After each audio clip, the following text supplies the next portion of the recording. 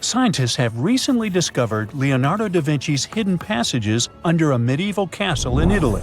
They followed a newly found 15th century sketch by the creator of the Mona Lisa and found one of the unexplored architectural wonders from the age of the Renaissance. Construction of the Sforza Castle started back in 1358, but it was destroyed about a century later during a local crisis. Then, in 1450, Francesco Sforza, the Duke of Milan, decided to rebuild it on the old ruins. After he passed away, his son Ludovico took over and kept improving the castle. He brought in some of the best artists of the time, including Leonardo da Vinci, to decorate its walls. We can still see Leonardo's frescoes today in the Room of Wooden Boards. While he was working at the castle, da Vinci also recorded some historical underground passages hidden beneath the outer wall. The drawing, dated between 1487 and 1490, was found at the Institut de France in Paris. The sketch is highly precise, and it proves that Leonardo was really interested in fortification design and was great at documenting existing structures. Historical records show that Ludovico ordered the building of an underground passageway that led straight to a basilica, where his wife was buried. Ludovico married Beatrice in 1491, and they had a happy but tragically short marriage, as Beatrice passed away while giving birth in 1497. The Duke locked himself away for weeks, grew a beard, and wore only black clothes while he was mourning his beloved wife. The secret tunnel may have stretched over a half a mile and would let Ludovico visit her grave in private. It could have served as an escape route if the castle was ever under siege. The existence of the tunnels remained one of the mysteries of the Renaissance for years, as no one knew for sure they were there. But now, scientists finally uncovered the secret history. They used a combination of ground-penetrating radar and laser scanning to build up an accurate 3D model of all the structures under the castle. They found the tunnels da Vinci alluded to in his drawings, and it looks like they may have only been a small part of a whole system of historical underground passages. The goal is to create a complete digital twin of the castle that will not only show all the preserved constructions, but also the ancient ones that are no longer visible. They also plan to add augmented reality to the virtual paths to let visitors discover Leonardo da Vinci's hidden passages. Now, we don't know if the genius actually took part in constructing the hidden passages that scientists recently discovered, but we do know about some other Leonardo da Vinci inventions. He created the first satellite-like map in 1502, long before photography or satellites were even a concept. A famous figure in Italy, Cesare Borgia, invited Leonardo to a small town called Imola, near Bologna, to create a highly detailed map for him. Back then, maps were not very precise, as no one had figured out how to show exact distances on a smaller scale. Instead, people spent a lot of time decorating them with dragons, roses, fancy castles, mountain ranges, flowers, and other artistic details. These maps look more like beautiful paintings meant to be displayed, rather than practical tools for navigation. But Cesare Borgia wanted something truly functional, and Leonardo managed to create something revolutionary in the field of cartography. If you compare satellite images of Imola today with Leonardo's map, the similarities are striking. He captured every alley, curve of the streets, roadways, and even the exact sizes of the buildings. And he did it all by hand, using just a pencil, ruler, compass, and several of his own clever inventions. To gather all the necessary data, the genius walked through the streets for weeks using a large wheel that spun as he moved, recording the distance with a cable. Using the magnetic compass, he determined precise directions. He also developed a tool called the bussola, which measured angles inside a circle. With this, he could track the exact turns of each street and the size of the intersections. He figured out the distances between houses and major roads. Then, back at home, he used his notes and calculations to draw the map to scale with incredible precision. In his work, Da Vinci also used a technique developed by Florentine humanist Leon Battista Alberti.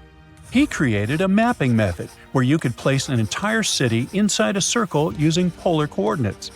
At the center of the city, 8 straight lines met, representing the main directions of a compass. Leonardo used this system to divide the town into 8 sections. He didn't overlook even the smallest buildings, which made his map one of the most advanced of its time. The Italian genius had a big dream to build a machine that could let people fly. He studied how birds, bats, and kites moved through the air and designed a special flying machine. He believed that if he could copy their movements, humans might be able to soar like them. Da Vinci's design looked a lot like a bat, with two large pointed wings that stretched over 33 feet wide. He planned to build the frame from lightweight pine wood and cover it with raw silk to make it strong but not too heavy. The person flying it would lie on their stomach on a wooden board in the center. To make the wings flap, the pilot had to pedal a crank with their feet, which was connected to a system of rods and pulleys. There was also a hand crank for extra power and even a headpiece to help steer. As the person moved their hands and feet, the wings would flap and twist, just like a bird's. But there was one big problem. Humans aren't strong enough to make the machine lift off the ground. Even though it might have worked once in the air, there was no way for a person to get it flying on their own. Leonardo probably realized this, but his amazing idea still inspired flying machines that came centuries later. Da Vinci was way ahead of his time with many of his inventions, but his idea for a humanoid robot was especially futuristic. He was working under the patronage of the Sforza family, the one that had those ancient tunnels of Italy built. The genius designed a mechanical knight that could move its arms, turn its neck, and even open and close its mouth. Da Vinci had good knowledge of anatomy and the mechanics of body movements that helped him. His unusual creation used an external system of cables. A hand crank set it in motion, and there was also an internal gear-driven mechanism. About 450 years later, Da Vinci's detailed sketches of the robotic knight were rediscovered in the 1950s. Several researchers tried to recreate the robot from those sketches. In 2002, a roboticist who developed systems for NASA and Lockheed Martin took inspiration from the old notes and built a functioning model of Da Vinci's robotic knight. Another design Leonardo created for Duke Sforza was a special kind of bridge that could be taken apart and carried easily. It was made for defense forces who needed to cross rivers or moats while traveling. This bridge would swing across the water and land on the other side. It had wheels and used a rope and pulley system, so it could be set up quickly and packed away just as fast. To keep it steady, it even had a special weight to help balance it. Leonardo wrote in his notes that the bridge was light yet strong, and he designed several bridges like this for the Duke. One of his other designs was a bridge that could be built very quickly, and the defense forces would move across multiple rivers. As scientists continue to study Leonardo da Vinci's hidden passages, they reveal new chapters in human history. Who knows what other unexplored architectural structures they will find? The desert welcomes you with challenging conditions of abandoned environments and extreme temperatures. Hey, some of us would prefer dessert, chocolate over sand and rocks. Oh well. Just like cactuses and camels, buildings have had to adapt to these conditions. Here are some examples of astonishing structures in deserts. These structures are called earthships. They're located in a New Mexico desert town. A large community of like-minded people lives in them. What's even more interesting is that the location of these buildings is registered as dumpsters. Maybe it's because all these structures are made out of old tires, bottles, and cans. Earthships operate using green building principles. About 40% of a typical earthship is built with natural or recycled materials. Imagine the walls made up of hundreds of used tires packed with dirt. Then there are layers of floor-to-ceiling passive solar windows. They gather the sunlight during winter and reflect it in the summer to keep the structures at a reasonable room temperature. You can see plants in corridors and glass bottles or aluminum cans stuffed inside walls. Certainly a distinct house in many ways. Mike Reynolds is an architect who noticed the alarming waste and consumption levels in the 1970s. He designed a fully sustainable home out of cans back then. Almost 40 years later, he becomes the one who brings together all the other earthshippers. Reynolds drove a Mercedes, but it ran off of the vegetable oil he picked up at fast food restaurants in town. A standard 2-bedroom, 2-bathroom earthship costs about $250,000 in this town. Yet there are earthships like Dobson House that can cost as much as $1.5 million. If you do it yourself, with family and friends, you can eliminate the cost of labor, and it becomes relatively less expensive. Let's assume you're really going to build one. Where can it be? Well, anywhere. Earth ships currently fit in the cold, dry air of Canada, as well as the hot and humid climate of Haiti. This is the Mirage Mirror House. It's an installation set in the Southern California desert. Mirage opened in 2017 as part of a contemporary art exhibition. It's composed of mirrors. This minimalistic structure blends with the environment around it. The doors, windows, and openings have been removed to create an amazing experience. What you have in the landscape is reflected back to you. How's it made? With mirrored surfaces. At night, the distant lights refract from the mirrors. In the daytime, the sky is transformed into banks of clouds. There's no fixed scenery in this house. How about seeing a futuristic structure in the deep desert? Architects designed a concept home that pairs perfectly with Elon Musk's Cybertruck. The house has a post-apocalyptic theme. When I say post-apocalyptic, it's because I can't say it. Anyway, the house is designed to survive in a disaster scenario. The cyber house has steel gates, the windows are armored, and the exterior walls are made out of super strong material. Modern house is controlled by an autonomous geothermal heat pump. To put it in less sci-fi terms, you can keep the internal temperature steady. This sleek house has an entrance that can fit the Cybertruck. After all, it's inspired by it in the first place. Plus, the Cybertruck can be lifted to the second floor to be more secure. This is King Abdullah Petroleum Studies and Research Center in Saudi Arabia. Basically, it's a laboratory in a desert. It was designed to demand minimum energy. The architecture has patterns on the walls and ceilings, giving reference to the local tradition of geometric form. The next stop is Swartberg House in South Africa. This one is located near the Swartberg Mountains, but don't get too excited. It's on the edge of the Great Karoo Desert. It's a 4-bedroom apartment. It has a special temperature regulating system.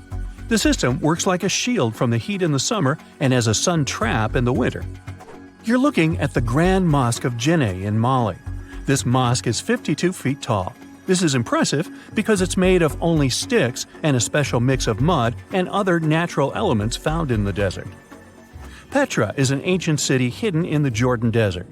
The structures are carved directly into red, white, and pink-colored sandstone cliff faces. It's located among the canyons and mountains near the desert. The place was a trade center many years ago. You might already see pictures of the impressive facade of the treasury. This structure still holds many mysteries in it. For starters, scientists can't explain how the Nabateans managed to create such a structure thousands of years ago. Did you know that there's another mysterious place in the middle of the desert that has a similar structure to Petra? Median Saleh was like a second capital of the Nabatean kingdom.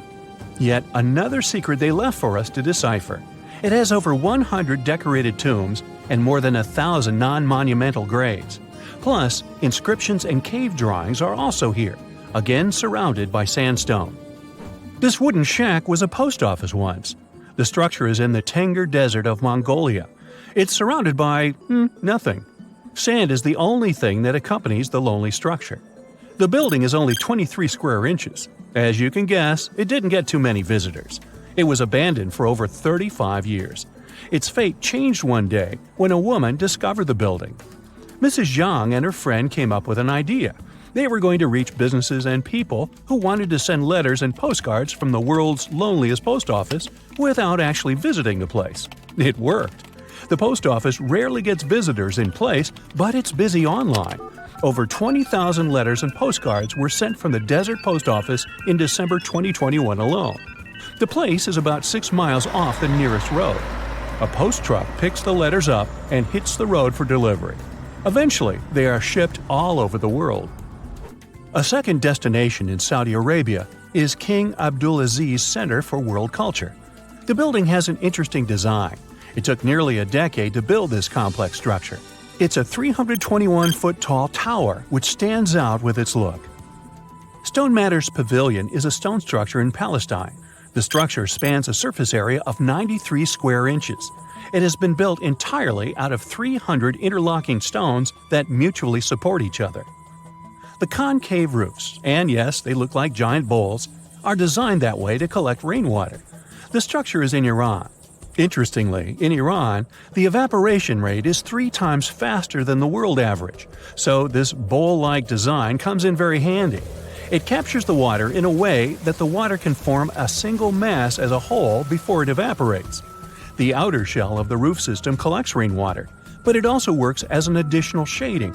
It makes air move freely, designed like a cooling mechanism for both roofs. Eco Lodge in Egypt is the next stop.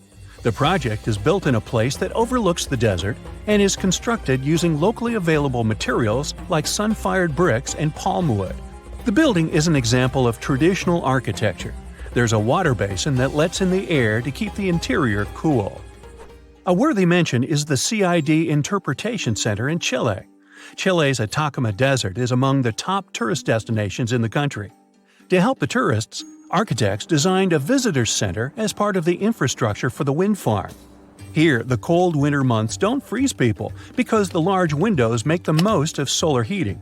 What's even more interesting is that the building is designed to go completely dark at night. Imagine you somehow bumped into the building by accident. Black Desert House is a building respecting the stars. At night, this house goes completely dark. It dissolves into the night, so the stars can appear more prominent. Now, any mysterious desert buildings you know that aren't on this list? Let us know in the comments.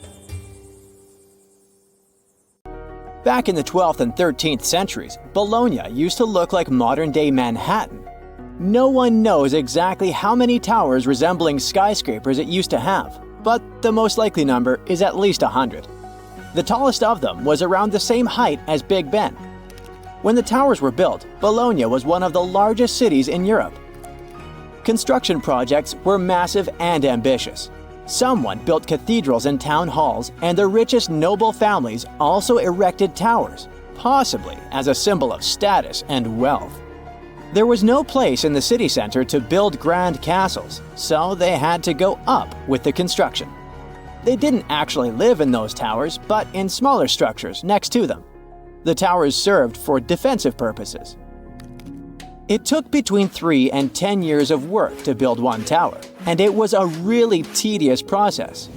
Each of them had a steady foundation deep underground and a base made of big blocks of selenite stone. The rest of the tower was becoming thinner and lighter the higher it went.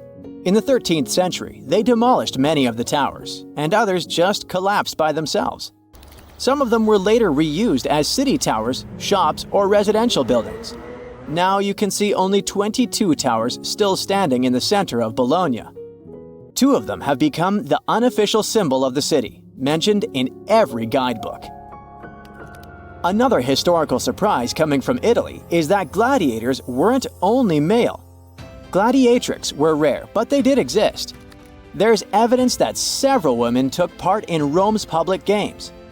In ancient texts, these women were often called ludia, or mulieres, but not ladies. Some scholars think it means that it was mostly lower-class women in the arena. The term gladiatrix wasn't used in ancient times. It was first coined in the 1800s. Women who chose to become gladiators seemed to do so for independence, fame, financial rewards, and probably debt remission. They were most likely honored like male gladiators. All this was a bit tricky to accept in Roman society at that time, and women's roles in it. At the beginning of the current era, the Roman Senate passed a law prohibiting free-born women under 20 from taking part in arena games.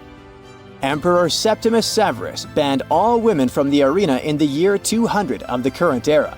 He was probably afraid that women might want to compete in the Olympic Games. It would seriously mess up the existing social order. Pineapples were once the equivalent of designer bags and watches today, a symbol of wealth and status in Britain. You can still see them at the top of the western towers of St. Paul's Cathedral, one of the most famous landmarks of London. Explorers who came back from the Americas described pineapples with so much enthusiasm that everyone was dreaming about trying the king of fruits, as it was called. Pineapples need very high temperatures and years to mature. And despite the cold and rainy climate of England and Scotland, you could see pineapples growing in any wealthy country house garden by the end of the 18th century. They even installed special greenhouses called pineries with heating systems. A single pineapple was worth up to 80 pounds, which is about $15,000 today. Of course, people would hardly eat this expensive beauty, but send it as a gift or display on a dining table until it would rot. Folks who couldn't afford to buy a pineapple would sometimes rent one to show off wealth at a party. The king of fruits became a part of various designs and tableware for the rich. Stone pineapples on gateposts and the pineapple atop the Wimbledon trophy are living memories of that time. Around 1820, there were so many pineapples imported from abroad that they started losing their luxury status. 100 million years ago, there were giant crocodiles living in the Sahara Desert. In the 1990s, paleontologists found fossilized skeletons of primitive crocodiles, including the so-called supercroc. They discovered several partial skeletons from 110 million years ago. This prehistoric giant with a head as large as an adult human was about 40 feet long. That's about 2 times as tall as a giraffe. The croc thrived both in water and on land as part of a diverse ecosystem of ancient North Africa. The expeditions to the Sahara found a whole lost world of ancient crocodiles, with some species that resembled modern animals. One of them was the dog croc. With its tall legs and keen sense of smell, it moved through the surroundings much like a dog. Another fascinating find was the duck croc, a 3-foot-long crocodile with duck-billed platypus-like features. It was adapted for life on land rather than water. And then there was also the rat croc, a small 2-foot-long crocodile. This species had front teeth, perfect for digging up insects. These prehistoric creatures were more agile, active, and probably more intelligent than today's crocs, who are passive hunters. If noise-canceling headphones had been invented in the 19th century, they would have come in really handy. On the 27th of August 1883, the island of Krakatoa in Indonesia experienced a catastrophic eruption. It produced what is believed to be the loudest sound ever recorded. As Krakatoa collapsed, it triggered tsunamis with waves reaching 151 feet that traveled as far as South Africa. Krakatoa was an uninhabited volcanic island that hadn't erupted for 2 centuries before this terrible day. The eruption took the lives of over 30,000 people and caused extreme fluctuations in air pressure, perceived as sound. A barometer at a gasworks 100 miles from Krakatoa recorded 172 decibels. An average human can withstand up to 130 decibels of sound without getting in serious trouble. This intense pressure ruptured the eardrums of sailors on the British ship Norham Castle, which was 40 miles away from Krakatoa. The sound wave from it circled the globe, and people could still hear it even 3,000 miles away where it resembled cannon fire. The late 1800s were a golden era for grand mustaches. But there was one problem. You couldn't enjoy a cup of tea with this kind of facial hairstyle. The heat from the tea would melt mustache wax and make the ends droop. Fine gentlemen had to struggle because of it until the invention of the mustache cup. Harvey Adams, a British potter, likely invented the mustache cup in the 1870s. He patented a butterfly-shaped ledge inside the cup with a hole to sip through. Thanks to it, the mustache didn't get wet. These cups quickly became a hit, first in the UK and then across Europe. In the United States, they were sold at stores like Sears and Marshall Field's, now part of Macy's. Mustache cups came in various shapes and sizes. Some, like farmers' cups, could hold up to a pint of tea. Others were smaller porcelain pieces shaped like conch shells or decorated with the owner's name. They often came with matching saucers. Lord Byron, one of the greatest British poets, kept numerous dogs and cats and a whole bunch of exotic animals. There was a monkey, a crocodile, a fox, peacocks, a bear, and several badgers. When Byron attended Trinity College, Cambridge, college rules prohibited keeping dogs on the grounds. He got really angry and decided to go around the rules. Byron brought a tame bear as his pet. The college authorities argued with him, But since the statutes did not specifically mention bears, they had no legal grounds to remove either the bear or its owner. Byron walked the bear on a chain, talked to it, and even considered applying for the bear to become a student at the college. We still don't know how and where Byron got the bear, but when he left Cambridge, he took the bear with him to his estate in London. Wow, looky here. It's New York City, the Big Apple, the city that never sleeps. Hong Kong on the Hudson, the greatest city in the world. New York, New York, the city so nice they named it twice. Alright, I'll stop. You thought you knew this city so well, but underneath all that glitz and glamour is a facade, literally.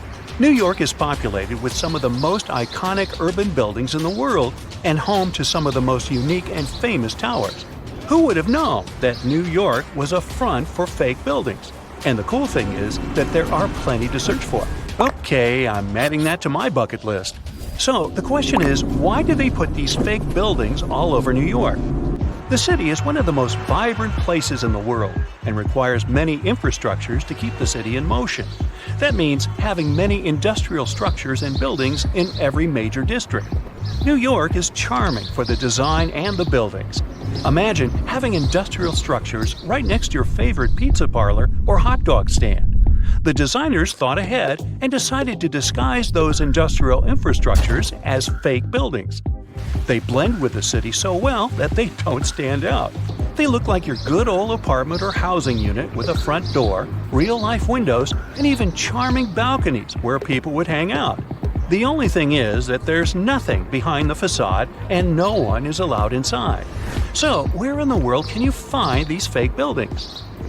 For starters, one of the most popular fake buildings is in Brooklyn.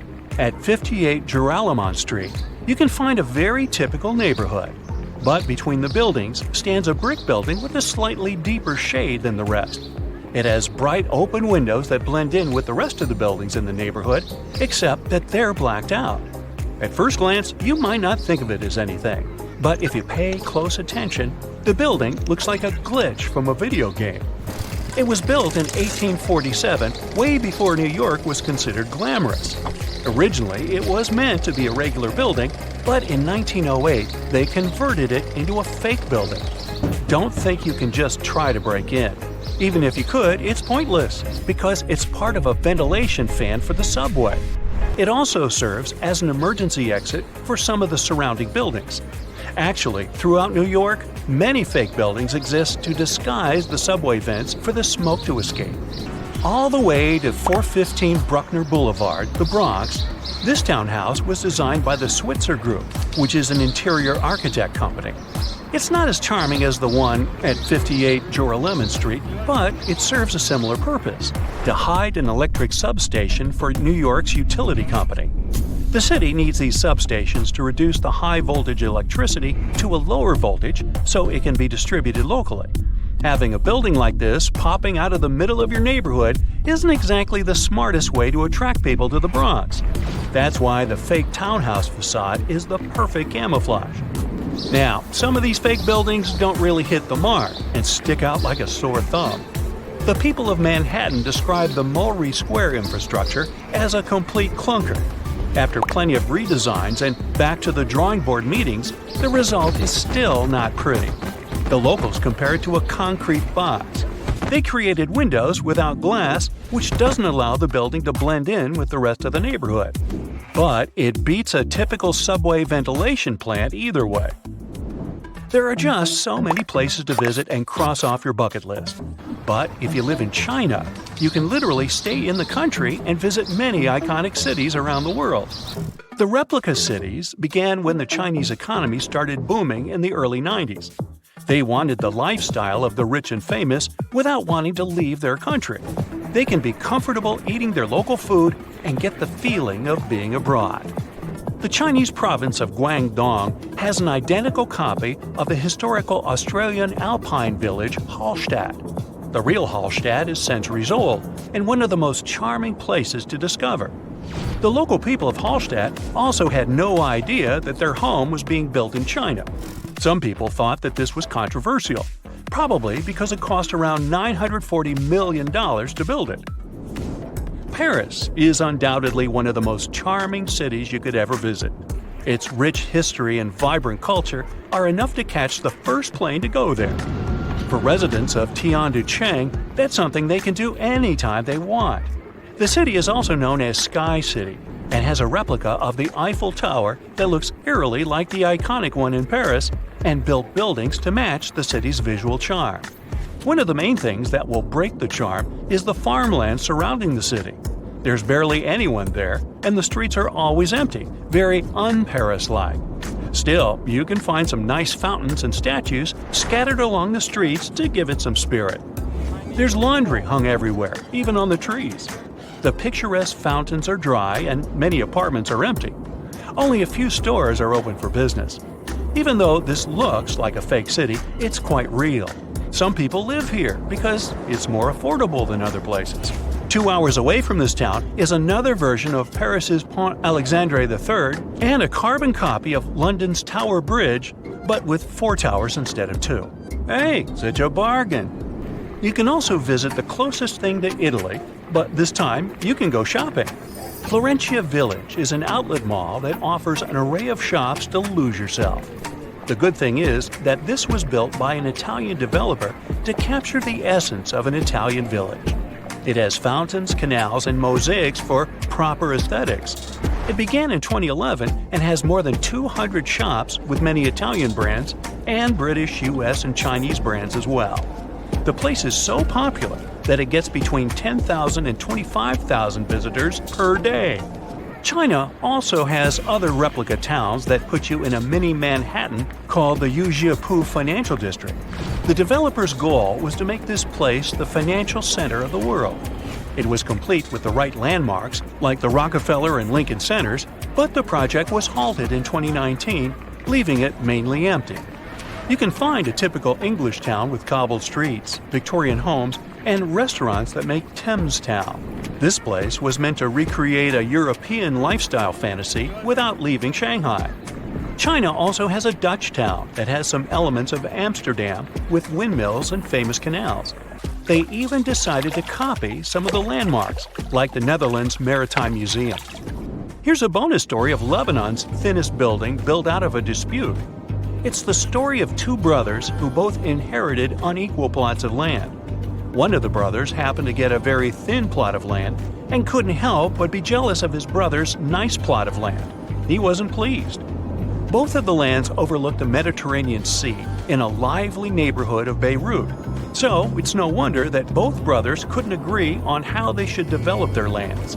It was obvious that the brother with the most land could build a proper building. The other brother had to improvise. He decided to obstruct his brother's property by constructing a thin building enough to only fit 14 feet at its widest and 2 feet at its most narrow.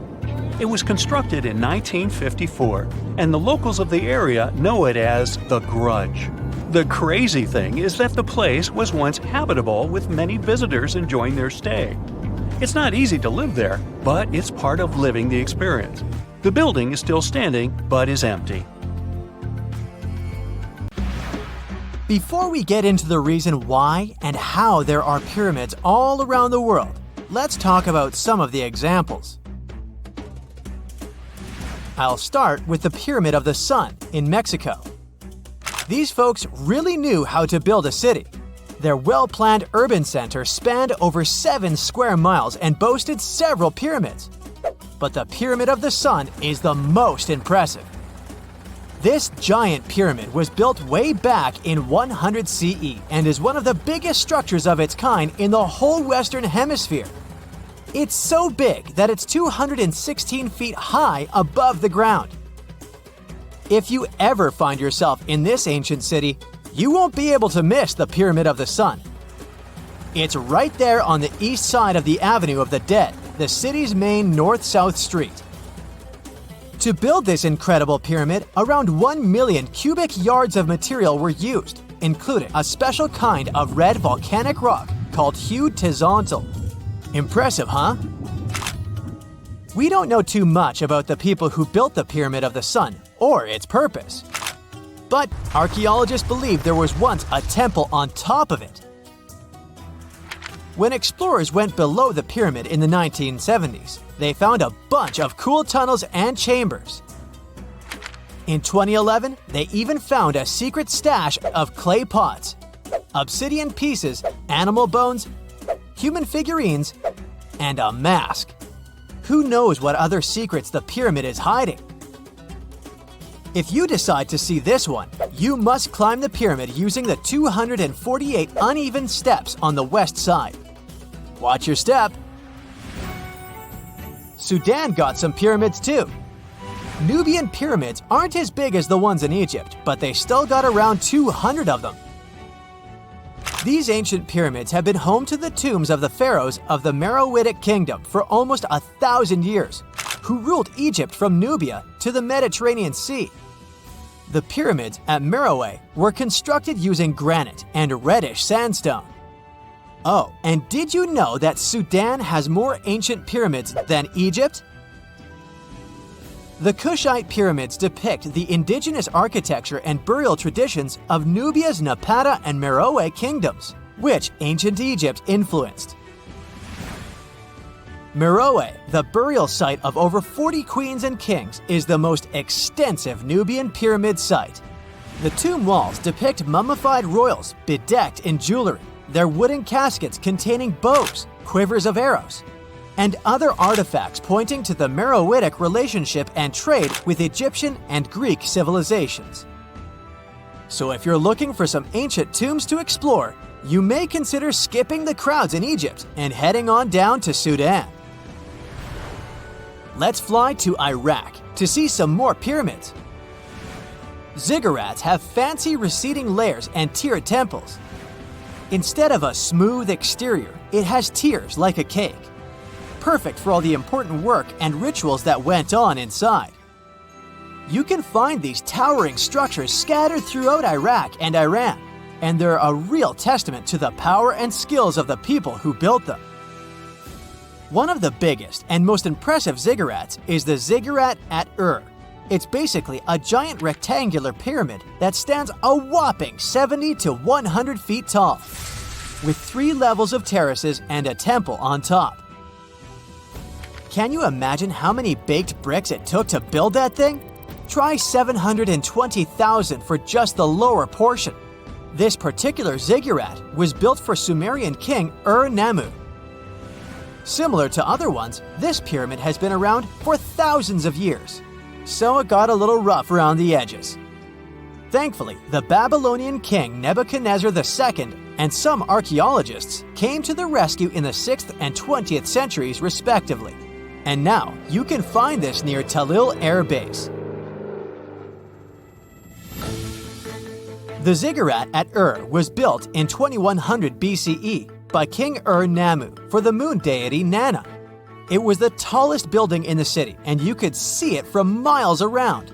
It was like the medieval cathedral spire of its day. People would come here to bring their agricultural surplus and get their food allotments and seek spiritual nourishment. Sadly, the Nana temple at the top of the ziggurat didn't survive, but we do have some blue glazed bricks that may have been part of its decoration. The lower parts of the ziggurat are pretty amazing though. The architects even included holes in the temple's baked exterior to let the water evaporate from its core. Since we explored some of the pyramids on our planet, let's take a broader perspective. They can be found in many parts of the world. Egypt has over 100 pyramids, double that number in Sudan, and dozens of others are scattered in the Middle East and China. The Americas have the most pyramids in total, with more pyramids than the rest of the world combined. These pyramids are located in Mexico, Guatemala, Honduras, and El Salvador. Time to know more about the evolution of pyramids through history. The oldest pyramid is in Egypt. This pyramid was a step pyramid, which was created by placing one layer of stone on top of another. The pharaoh Sneferu is credited with creating the pyramid shape we recognize today. During his 45-year reign, he built 3 pyramids. His first 2 attempts failed, but he finally got it right with the Red Pyramid, which is considered the first true pyramid.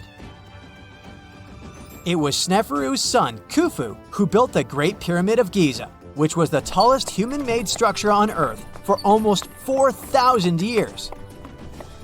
Latin American pyramids are similar to early Egyptian step pyramids, but they were built independently, with no knowledge of each other. The pyramids in Sudan were built around 700 BCE and are tall but much narrower than those in Egypt. How in the world did all these civilizations build these things without even texting each other? After all, the Aztecs, Mayans, and ancient Egyptians were about as different as possible. But despite their cultural differences, they all seem to agree on one thing: pyramids were pretty cool. Step pyramids are all around the world because they were the most feasible and stable way to build large and tall structures without access to lighter building materials like wood and metal. The triangular form with a square base is the best way to build a sturdy structure, and having a cube structure would require more material for less height. Now, when it comes to pyramid design, the Egyptian pyramids were like giant triangles with a square base, smooth sides, and a pointy top. On the other hand, the Aztecs and Mayans went for a tiered cake look, with steps leading up to a flat platform on top. So, while all these pyramids share the same basic shape, they have their own unique flair. Each group built its pyramids using different materials, techniques, and slope angles. So while they may have been inspired by each other's work occasionally, they were just doing their own thing. Egyptian pyramids had smooth, angled sides that were designed to help the pharaoh's soul ascend to heaven. The Pyramid of the Sun was built over a series of caves that served as a passageway for the deities. The Maya built the temple of Kukulkan in Chichen Itza to honor the deity Kukulkan, usually represented by a serpent. Nicknamed El Castillo, it has 91 steps on each side, plus a platform. That's 365 steps, one for each day of the Mayan calendar. Tell me, Brightsiders, how were pyramids built? To begin with, humans made them, not a foreign race from space that landed on Earth. You see, one thing that all pyramids have in common is that they were built without advanced tools or even the wheel. It took a lot of people to build them, including skilled laborers and architects. For example, it's estimated that 20,000 people built the Great Pyramid of Giza, and it's believed that most of them were skilled laborers. Building pyramids was a massive undertaking that required years of planning and effort. The Great Pyramid at Cholula, Mexico, took 600 years to complete. Hey, if you think Stonehenge is one of the oldest stone monuments ever, well, let me introduce you to Göbekli Tepe. Buckle up, we gotta travel to Turkey to meet this really old guy. Yeah, he's too old to travel. Jokes aside, Göbekli Tepe, an archaeological site located in southeastern Turkey that dates back to the Neolithic period, around 10,000 BCE. It's considered to be one of the oldest and most significant archaeological discoveries in recent times. The site consists of a series of circular and rectangular structures made of stone pillars. Yeah, it does look like its younger brother Stonehenge. Some of those pillars are decorated with intricate carvings of animals and other symbols. Now, you may be wondering, hey, why on earth did they make such a fascinating building? What was its purpose? Sorry, I got no answer for that. The purpose of the site is still unknown, but it is believed to have been a ceremonial center for the ancient people who lived in the area.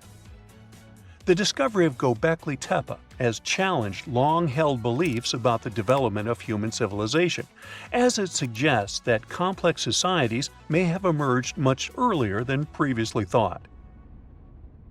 Okay, pack your stuff, our travel's just started. Next destination, Masada. It's an ancient fortress located in Israel on a plateau overlooking the Dead Sea. Hey, look at that view, spectacular, huh? It was built by King Herod the Great in the 1st century BCE, and it was very smartly built. Within the fortress, there were various facilities such as storehouses, barracks, a palace, and a set of cisterns capable of holding approximately 40,000 cubic meters of rainwater. People living there believe that the collected runoff from a single day's rainfall could provide sustenance for over 1,000 individuals for a period of 2 to 3 years. Access to the fortress was limited to 3 steep and winding paths leading up to fortified gates. Still, at one point, the fortress was occupied by people who had fled Jerusalem after the city was captured by the Romans. They held out against the invaders for several months, but eventually they were defeated. But these guys didn't surrender. The story of Masada has become a symbol of resistance and bravery. Today, Masada is a popular tourist attraction and a UNESCO World Heritage Site. The next flight is going to be short. We're popping over to Egypt to see the Karnak Temple Complex. It's a vast ancient Egyptian temple complex located in the city of Luxor, Egypt. It was built over a period of 2,000 years and covers an area of more than 200 acres. The complex is dedicated to the worship of the deity Amun-Ra. Wait a minute, that should be Amun-Ra, and it was one of the most important religious centers in ancient Egypt. The Karnak Temple consists of several temples, chapels, and other buildings, including the Great Temple of Amun, the Temple of Khonsu, and the Temple of Ptah. Ptah! The Great Temple of Amun is the largest and most impressive temple in the complex, with massive columns, statues, and other decorations. One of the most famous features of the Karnak Temple complex is the Avenue of Sphinxes, which is a long avenue lined with Sphinx statues that leads from the entrance of the complex to the Great Temple of Amun. Another notable feature is the Hypostyle Hall, which is a massive hall with 134 columns that are over 70 feet high. The Karnak Temple complex is a popular tourist attraction and a UNESCO World Heritage Site. It's considered one of the most important archaeological sites in Egypt and provides a fascinating glimpse into the religion and culture of ancient Egypt. Hey, we can't hop on the next flight and leave Egypt until we see the Pyramid of Djoser. It has another name, by the way. It's also known as the Step Pyramid. This ancient Egyptian site is located in Saqqara. It was built during the 27th century BCE for the pharaoh Djoser by his architect Imhotep, who is considered one of the most important figures in Egyptian history. People believe this pyramid is the first monumental structure built entirely of stone and is an important example of early Egyptian architecture. The pyramid originally stood at 203 feet tall and was surrounded by a complex of buildings and courtyards. It was constructed in 6 layers, each smaller than the one below it, giving it the distinctive step-like appearance. The pyramid was used as a burial place for Pharaoh Djoser and was surrounded by a vast necropolis that contained the tombs of many other important officials. The Grateful Dead? The Pyramid of Djoser has several renovations and additions over the centuries, including the addition of a limestone casing that covered the original step structure. However, much of the pyramid was destroyed over time, and today only the central core remains. Despite this, it remains an important archaeological site and a popular tourist attraction in Egypt. Alrighty, we're ready to move on. There's one more pretty recent discovery we gotta see today. The Tower of Jericho was only discovered during excavations in the 1950s and 60s. It's an ancient stone tower located in the city of Jericho in the West Bank. Just like Göbekli Tepe, this one is believed to be one of the oldest stone structures in the world, dating back to approximately 8000 BCE. The tower stands at over 28 feet tall. It's made up of 2 main sections, an inner tower and an outer tower, which are connected by a series of stairs. The purpose of the Tower of Jericho is not entirely clear, but it is believed to have served as a defensive structure or a watchtower. It may have also had religious significance, as it was located near a sacred spring. The Tower of Jericho is a significant archaeological site and has provided valuable insights into the early history of human civilization. It's open to visitors and is a popular destination for tourists interested in ancient history. Now, this ancient site even got attention from Netflix, and they made a movie where the action takes place in Mohenjo-Daro. This site was a major center of the Indus Valley civilization in present-day Pakistan. Mohenjo-Daro was one of the largest cities of the ancient world, with a population estimated to have been around 40,000 in its peak. Trust me, that must have been a crazy megalopolis back then.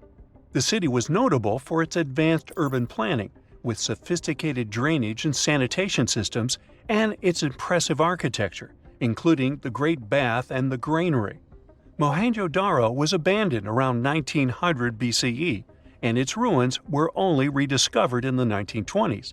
Today, it is a UNESCO World Heritage Site and an important archaeological site for the study of ancient South Asian civilization. We're heading to a teeny-tiny country that has quite an impressive history. Welcome to Malta. The Tsigantia Temples are a Neolithic site located on the Mediterranean island of Gozo. They're probably one of the oldest freestanding structures in the world, dating back to around 3600 to 3200 BCE.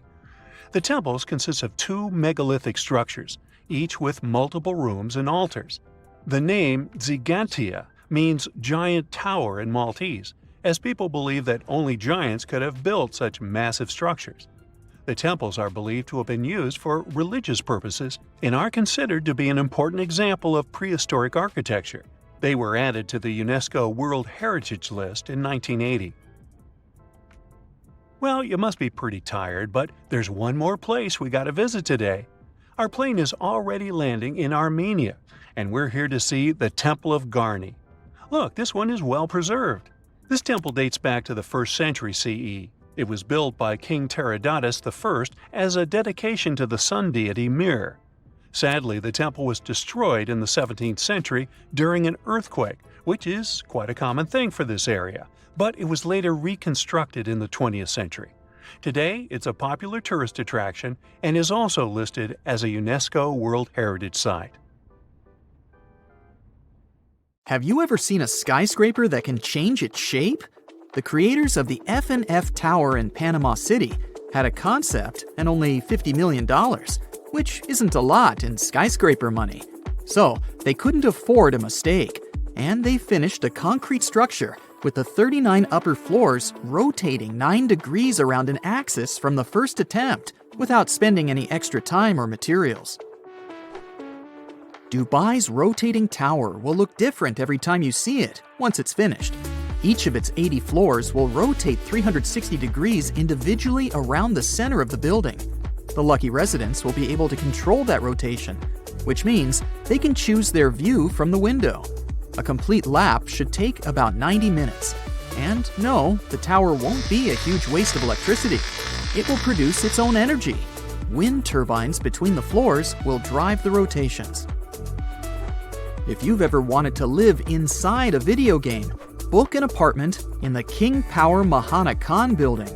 This pixelated skyscraper, around the height of the Eiffel Tower, is the tallest building in Thailand. The secret behind its looks is the horizontally and vertically divided glass windows. It took 5 years to finish this beauty, with over 200 apartments, a hotel, luxury shops, restaurants, and one of the most breathtaking viewpoints in the world. The Libyan International Building features one of the world's tallest artificial waterfalls, running right down its side. No worries, they only turn it on special occasions, and it uses a mix of recycled tap water and rainwater. When it started running for the first time, the non-informed locals even reported a huge water leak. The Cybertexture office building in Mumbai looks like a huge egg made of glass and steel. It was actually inspired by a vessel that, like our planet, has its own ecosystem. To bring down the heat levels inside, the architects chose the ideal orientation and added sun shading and an underground cooling system. The Marina Bay Sands in Singapore seems like a Stonehenge look-alike, but its architect claims that he was inspired by a house of cards. The horizontal one is balanced on the 3 vertical ones. They are 3 55-story hotels with restaurants, nightclubs, gardens, shops, museums, and movie theaters. The horizontal card is an infinity swimming pool with the best view of the city for up to 4,000 visitors. The pool hangs at the height of the 57th floor, and it feels like nothing is holding it. The dancing house definitely stands out among the more traditional architecture in Prague. The nickname for the house is Fred and Ginger. The stone tower symbolizes the famous dancer Fred Astaire, and the glass tower, his partner, Ginger Rogers. There's even imaginary hair on top of Fred's tower. 99 concrete panels support the dancing shape, all of them of different dimensions. Umeda Sky Building, twice the height of Big Ben, consists of 2 towers of glass and steel to the north of Osaka Station. The floating garden observatory connects the towers on top. Although the building is in a huge city, the skywalk is so high in the clouds that the only thing you'll hear up there is the wind. If you're scared of heights, you can visit an urban garden, a theater, an art museum, or one of the many offices closer to the ground inside the building. Architect Octavio Mendoza owns probably the largest piece of pottery in the world. If you're ever in Colombia, ask the locals for directions to the Flintstone House. Yes, they call it that for a reason. The official name is Casa Terracotta, and the architect only used clay to build it. He let it bake and harden in the sun, which transformed the pliable material into solid ceramic. Every curve of the building is designed after the surrounding hills. All the furniture inside is also made of clay. Mendoza is determined to work on the casa for the rest of his life. Artists Dennis Sullivan and Francis Conklin have been saving money for 15 years, carving smaller wooden dogs to create their dream project. The Dog Bark Park Inn in Cottonwood is a 12-foot beagle that stands proud in the Idaho prairie. There is a bedroom and a living area in its body, and an extra bedroom in the head. Have you ever wondered what it's like to be inside a huge carpet? Me neither, but checking out the Azerbaijan National Carpet Museum is definitely worth it anyway. It shows the history of this important local craft in every detail. Austrian architect Franz Jans designed the construction, and it took 6 years to finish it. The Basket Building in Ohio looks exactly like a real shopping basket, except it's 160 times larger. It even has 2 attached handles. The building served as the headquarters of Longaberger Basket Company, then was sold to become a luxury hotel. A giant whale? An airship? Can you guess what's inside this building in Graz, Austria? 2 British architects won the Europe-wide competition to design this art museum. The biomorphic construction has around 1,000 acrylic glass elements on its skin. During the night, it can send light signals and messages to people on the other side of the river. It takes in daylight from the north through nozzles on its top. The needle is a viewing platform. The Half House in Toronto, Canada, was built in the late 19th century and was one of 6 identical houses standing next to each other. When developers came to this area, the owners of all the other houses agreed to move, and this one wouldn't go. A demolition crew showed some impressive skills as they managed to tear down the neighboring house without doing any damage at all to what is now the Half House. The white exterior wall used to be load-bearing, dividing the neighbors' bedrooms and living rooms. One wrong move of the excavator, and the entire construction would become ruins. The Shell House in Isla Mujeres, Mexico, stands by the ocean, was inspired by the ocean, and looks like one of the ocean's symbols. The house is shell-shaped and covered with shells from nearby beaches. Architect Eduardo Ocampo designed this beauty as he wanted to have a one-of-a-kind house for his brother to come and visit more often. Now it's up for rent for vacationers. The Bubble Palace, not far away from Cannes in France, was designed by a Hungarian architect and purchased by Pierre Cardin. In case you have a couple of spare million, you can buy this interesting property.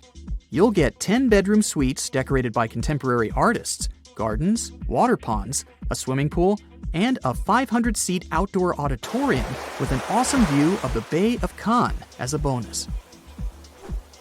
Can you find one house standing straight here? I know, I also failed. all the cubes in the Cube House in Rotterdam are tilted 45 degrees at their side. The idea here was to make the most of the space. Dutch architect Piet Blom designed the houses in the late 70s to look like an abstract forest. Each triangular roof represents a treetop.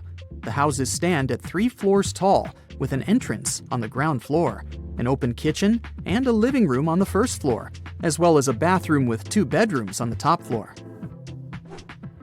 The Boot in Tasman, New Zealand is a hotel that looks like it comes straight out of a children's book. It even has legit shoelaces. There's a spiral staircase, cozy fireplace, kitchenette, and a bedroom with a balcony. If you ever find yourself in Mitchell, South Dakota, be sure not to miss out on their key tourist attraction, the Corn Palace. The locals have always been so proud of prairie gold that they first built a palace out of corn back in 1892 to prove to the rest of the world how fertile their lands are. What you can see now is the rebuilt version. Every year, they put new corn in 13 shades to form new beautiful murals. So, you've just finished your sightseeing tour of Edinburgh, Scotland, or Scotland. It lasted just under an hour, and you're hungry for more. You ask your guide if there's anything else to see, and they start talking about a mysterious underground city. You ask how long it takes to get there, and you're shocked by the guide's answer. You're standing on it. It's right under your feet. South Bridge? But you were just there and didn't notice a giant arrow pointing down. So this is where the mystery starts. The story begins in the mid-1700s. The Scottish capital wasn't as big as it is today. Only 60,000 people lived around Edinburgh Castle. All of them were packed inside medieval walls. And they say today's cities are overpopulated. Get a load of the living conditions back then. The buildings were tall, so there was little natural light. Some houses had 14 stories. Cows walked the narrow winding streets and left stuff. Things were so bad that the famous English writer Daniel Defoe noted, "I believe that in no city in the world so many people have so little room." Yep, that's the guy who wrote Robinson Crusoe.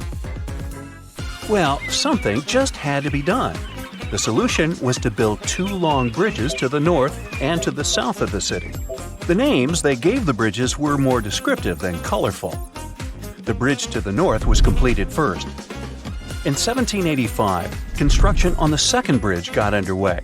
It was going to connect the main pedestrian street in the north with the university buildings in the south of Edinburgh. But don't think of this construction as a modern bridge over a river. It was more of a viaduct, a type of bridge that connects 2 hills across a valley. The word viaduct comes from Latin, as Romans were pioneers in building these structures. Their capital was built on 7 hills. And just to be copycats, Edinburgh also straddled 7 major hills. Only 2 are visible today because the city has been built up. Now, back in the 18th century, the construction of the South Bridge was a remarkable feat of engineering. It took the builders only 3 years to complete it. 19 stone arches spanned a chasm that was 31 feet at its deepest point, and the length over 1,000 feet. Impressive, even for today's standards. But what does a 2.5 centuries old viaduct have to do with an underground city? Well, it is the city. You see, they designed Southbridge to be hollow on the inside. As you walk along this street today, there is actually a huge human-made cave beneath your feet. The popular name for this set of chambers is the Edinburgh Vaults. But what was the purpose of this space? And is there something or someone there now? Well, let's take it one step at a time. The builder's original intention was for these vaults to serve as merchant shops. At first, it worked out fine. Merchants used a total of 120 vaults as shops and warehouses. There were workshops, cobblers, and taverns. But as time went by, a major design flaw came to light. The stone was leaking, and the vaults were damp all the time. There was even flooding. The builders forgot to waterproof the structure. The merchants feared the water would damage their precious goods. After just a couple of years, the first tenants started moving out. Once legal trade moved away from the vaults, the city's poor moved in. And not only them, but all sorts of shady characters. Historians don't know much about this period, since there are no written records. But even the squatters had to leave soon.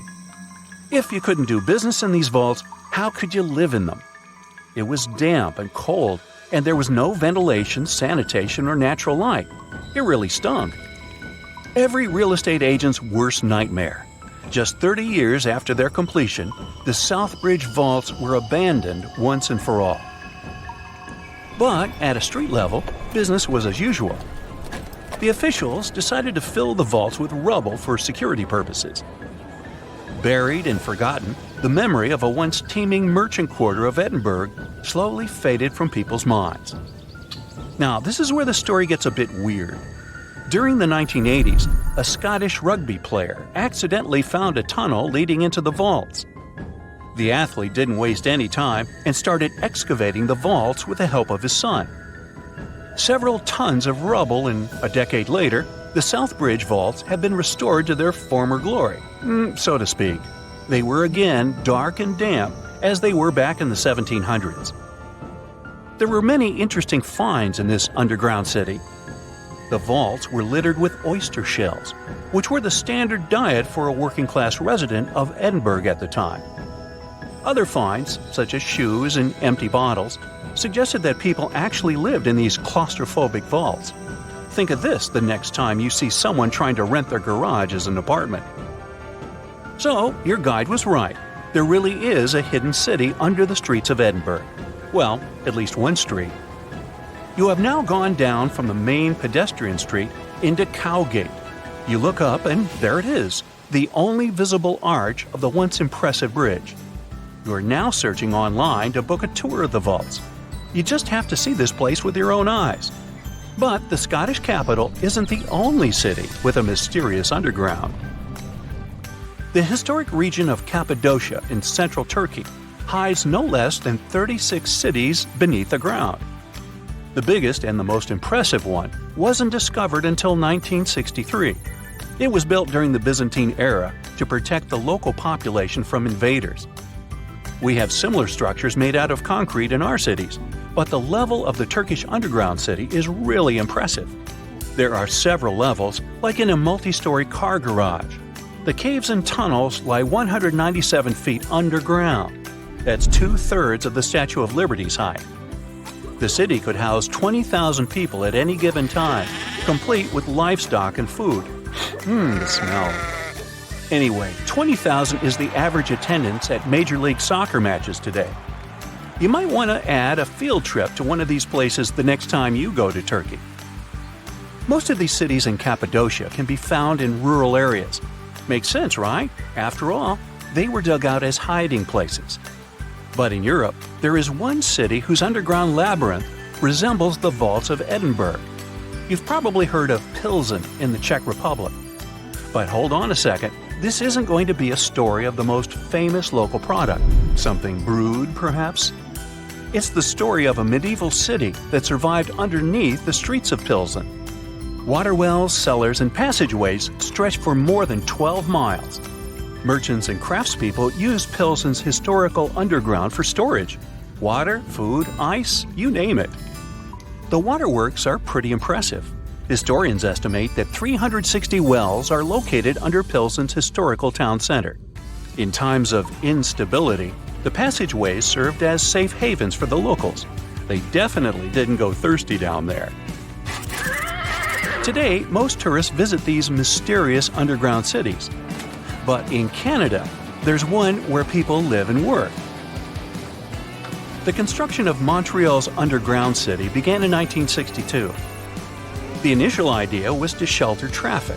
That's a nice way to say that city officials were building a metro station. The idea caught on and the project expanded. Now, it's a real-life urban maze hidden under the downtown area. Need a place to stay? There are hotels down there. Want to grab a bite? Step into one of the underground restaurants. Multiple shops, a library, cinemas, the list is long. There are even residential complexes. But how can people live under the ground? Simple. Although the city itself lies beneath the earth, the access points are at ground level. You can enter the 20-mile-long tunnel network at more than 120 places. Oh, that's another place down under. Oops, sorry, Australia. You've just reached your perfect spot on a deserted beach. It's so quiet here that you start to doze off. But as you open your eyes, you're shocked. Wait a minute, is that an actual house that's just been washed up on the shore? It may sound like the beginning of a sci-fi novel, but not if you live near this beach in El Salvador. There's a mysteriously abandoned house there that looks as if it's just been washed ashore. How did this villa end up there? How long has it been here without anyone noticing it? This mysterious construction is 46 miles south of El Salvador's capital, San Salvador. Locals say the building used to be a hotel called Puerto Ventura. At the time it was built, its main attraction was the fact that it was really close to the sea. Unfortunately, the engineering behind it wasn't well planned out, all because locals didn't need any official permission to start the construction. The hotel was too close to the water and dangerously exposed to the elements. The Roman-style villa is now a mere 50 feet from the edge of the sea when the tide is low. It can only be accessed in the morning because later, the tides fill the first floor with salt water. What's now left of the hotel looks like the ruins of a two-story house. The front part is very impressive, with Roman-type pillars. It also has wide windows on the second floor. You can still see parts of the iron structures and remains of what used to be the gateway to the second floor. There are some bleachers at the top of the building. They're sometimes used by tourists. More and more people are now browsing the area, taking photos, even though the building is obviously not safe for climbing. There's little information on how long it's been sitting in its current location, but some locals say it's been there for at least 20 years. It had remained a local secret for years before it was discovered by a TikTok user in 2021. But that doesn't answer the question, how did the hotel end up in another location altogether? This is where things become a little fuzzy. While some locals say that the building was abandoned decades ago, others claim it was deserted after Hurricane Mitch hit the area back in 1998. Hurricane Mitch was one of the most dangerous weather phenomena to ever hit Central America. During the storm, the winds traveled at 178 miles per hour, and the hurricane itself lasted for about 15 hours. It was also the cause of a huge amount of rainfall, which resulted in floods and many dangerous landslides. Being built so close to the shoreline, the former hotel had little chance of surviving the extreme weather conditions, so it must have been literally displaced. After sitting under the sun, you might start dreaming of some snowballs getting washed ashore. To even out the temperature. I'm not kidding. This strange natural phenomenon did happen back in 2016. It resulted in about 11 miles of the coast of the Gulf of Aab in West Siberia getting covered with huge snowballs. Because of the low temperatures, small pieces of ice started to form in the water. Afterward, the wind and waves rolled them into giant snowballs. Some of them were the size of a tennis ball, but others were up to 3 feet wide. A 2004 Harley-Davidson night train motorcycle popped up ashore on a British Columbia beach back in 2012. It was neatly packed inside a shipping container. It took some time to do it, but the owner was eventually traced down. His name was Ikuyo Yokoyama, and he lost his motorcycle after a tsunami struck Japan on March 11, 2011. To get to its final destination, the Harley-Davidson traveled more than 4,000 miles. To celebrate its long journey, Yokoyama donated the bike to the Harley-Davidson Museum in Milwaukee. It's been on display there ever since, in case you want to visit. This strange phenomenon made it look as if someone spilled dish soap all over the beach. But it does happen pretty often in Queensland. Sea foam covers the shore there a couple of times each year. It mostly happens after a storm, when ocean waves move dissolved organic matter around. It's basically like a giant ice cream maker. After Cyclone Debbie back in March of 2017, some beaches actually needed to be closed because of huge amounts of white foam. The wind even brought some of that foam to the nearby towns, making locals believe it was snowing. Would you be surprised to see a 6 by 6 foot rusty metal die washed ashore on your local beach? Because back in 2017, people in Coeur d'Alene in Idaho sure were. It turned out to be an old storage tank. Someone decided to spice it up a bit by adding some white spots to make it look like a die. In 1992, thousands of rubber duckies got stranded at sea after a large container ship that was transporting them was hit by a wave. As you can imagine, the ducks started popping up all over the world, in Hawaii, Alaska, South America, Australia, in Europe, and even in the Arctic. It's estimated that a couple hundred of those unlucky rubber ducks are still out there. Interestingly, they turned out to be very useful to scientists. Based on their movements, researchers can monitor the direction of water currents. If you happen to like dinosaurs, you'll be happy to know sea waters can also bring ashore some fossils. In 2018, a large dinosaur jawbone ended up on the coast of Lilstock Beach in Somerset, England. It used to belong to a dinosaur called Ichthyosaurus. Thanks to this finding, scientists were able to make an impressive discovery. Before, they thought the Ichthyosaurus could reach a maximum length of about 69 feet. But after they studied the jawbone, they ended up recalculating the creature's size. They concluded that the Ichthyosaurus could grow up to 85 feet. The megalodon was the largest predator in our planet's history. It lived almost all over the globe, except near the poles. How do we know that? Because megalodon teeth keep appearing on beaches every now and then. One staggering megalodon tooth, which was way over 20 inches long, was discovered in a river in Croatia. Since these creatures have been extinct for about 3 million years, their teeth are highly prized by fossil hunters. A giant Lego man that washed ashore is something I never thought I'd hear about. And it turns out it didn't happen just once. There were 4 of these giant Lego men in total, each around 8 feet tall. One was found in England and one in the Netherlands, while the other 2 popped up in Florida and California. It was surely not a coincidence, and after some research, people found out that a Dutch artist was behind this. Ego Leonard started this project as a personal statement campaign. A short film was even made about this, and it was called No Real Than You Are. This sentence was written on each of the 4 Lego men put to sea. A bundle of over 50 letters was washed ashore in New Jersey on a beach in Atlantic Highlands back in 2012. It happened shortly after Hurricane Sandy had struck the area. A 14-year-old boy found the letters and gave them to his mom. She was so touched by them that she decided to carefully dry and return them to their owner. The letters were the correspondence of 2 people named Dorothy and Lynn. They were dated between 1942 and 1948. The last was written a week before their wedding. With the help of an online genealogy site, the woman reached Dorothy and returned the letters to the 88-year-old woman who was living in a retirement home. China's Yunnan province has a county that's situated right in the valley between 2 mountains and on either side of the Nanqi River. And this place stretches quite far. It's considered to be the narrowest city in the world. Yanjin County is connected by a few bridges and has many amazing, colorful buildings along the riverbank. In the upper levels of the town, a bit away from the river, there are many shops and restaurants pinned side to side, both traditional and modern looking.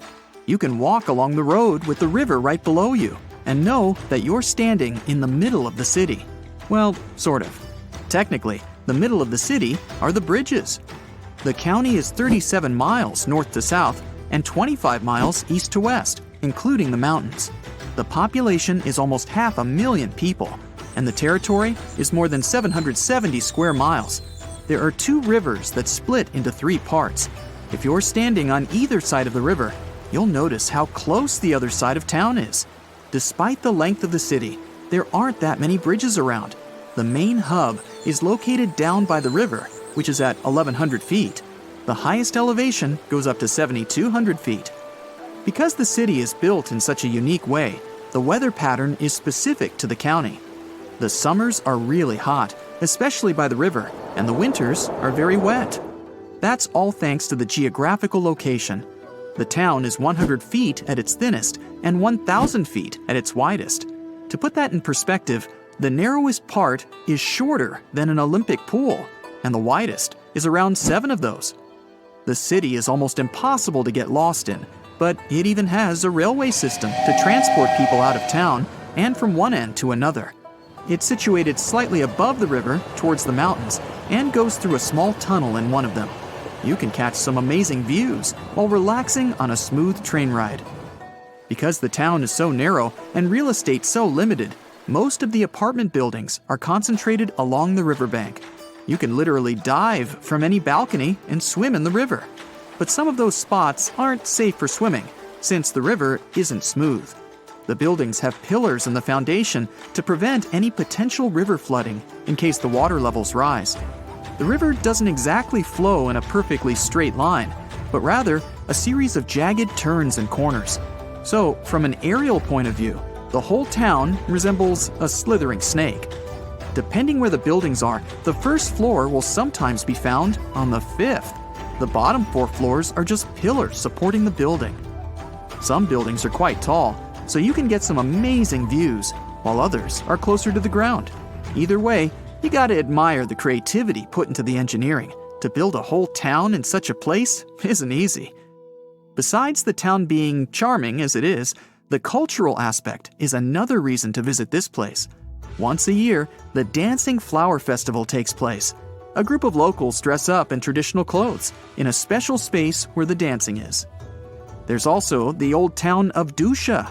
Even though most of the town adopted modern ways of living, they still keep the old traditional architecture around. This little charming spectacle is more than 2,200 years old and was an important passage linking Yunnan province and central China during the 3rd century.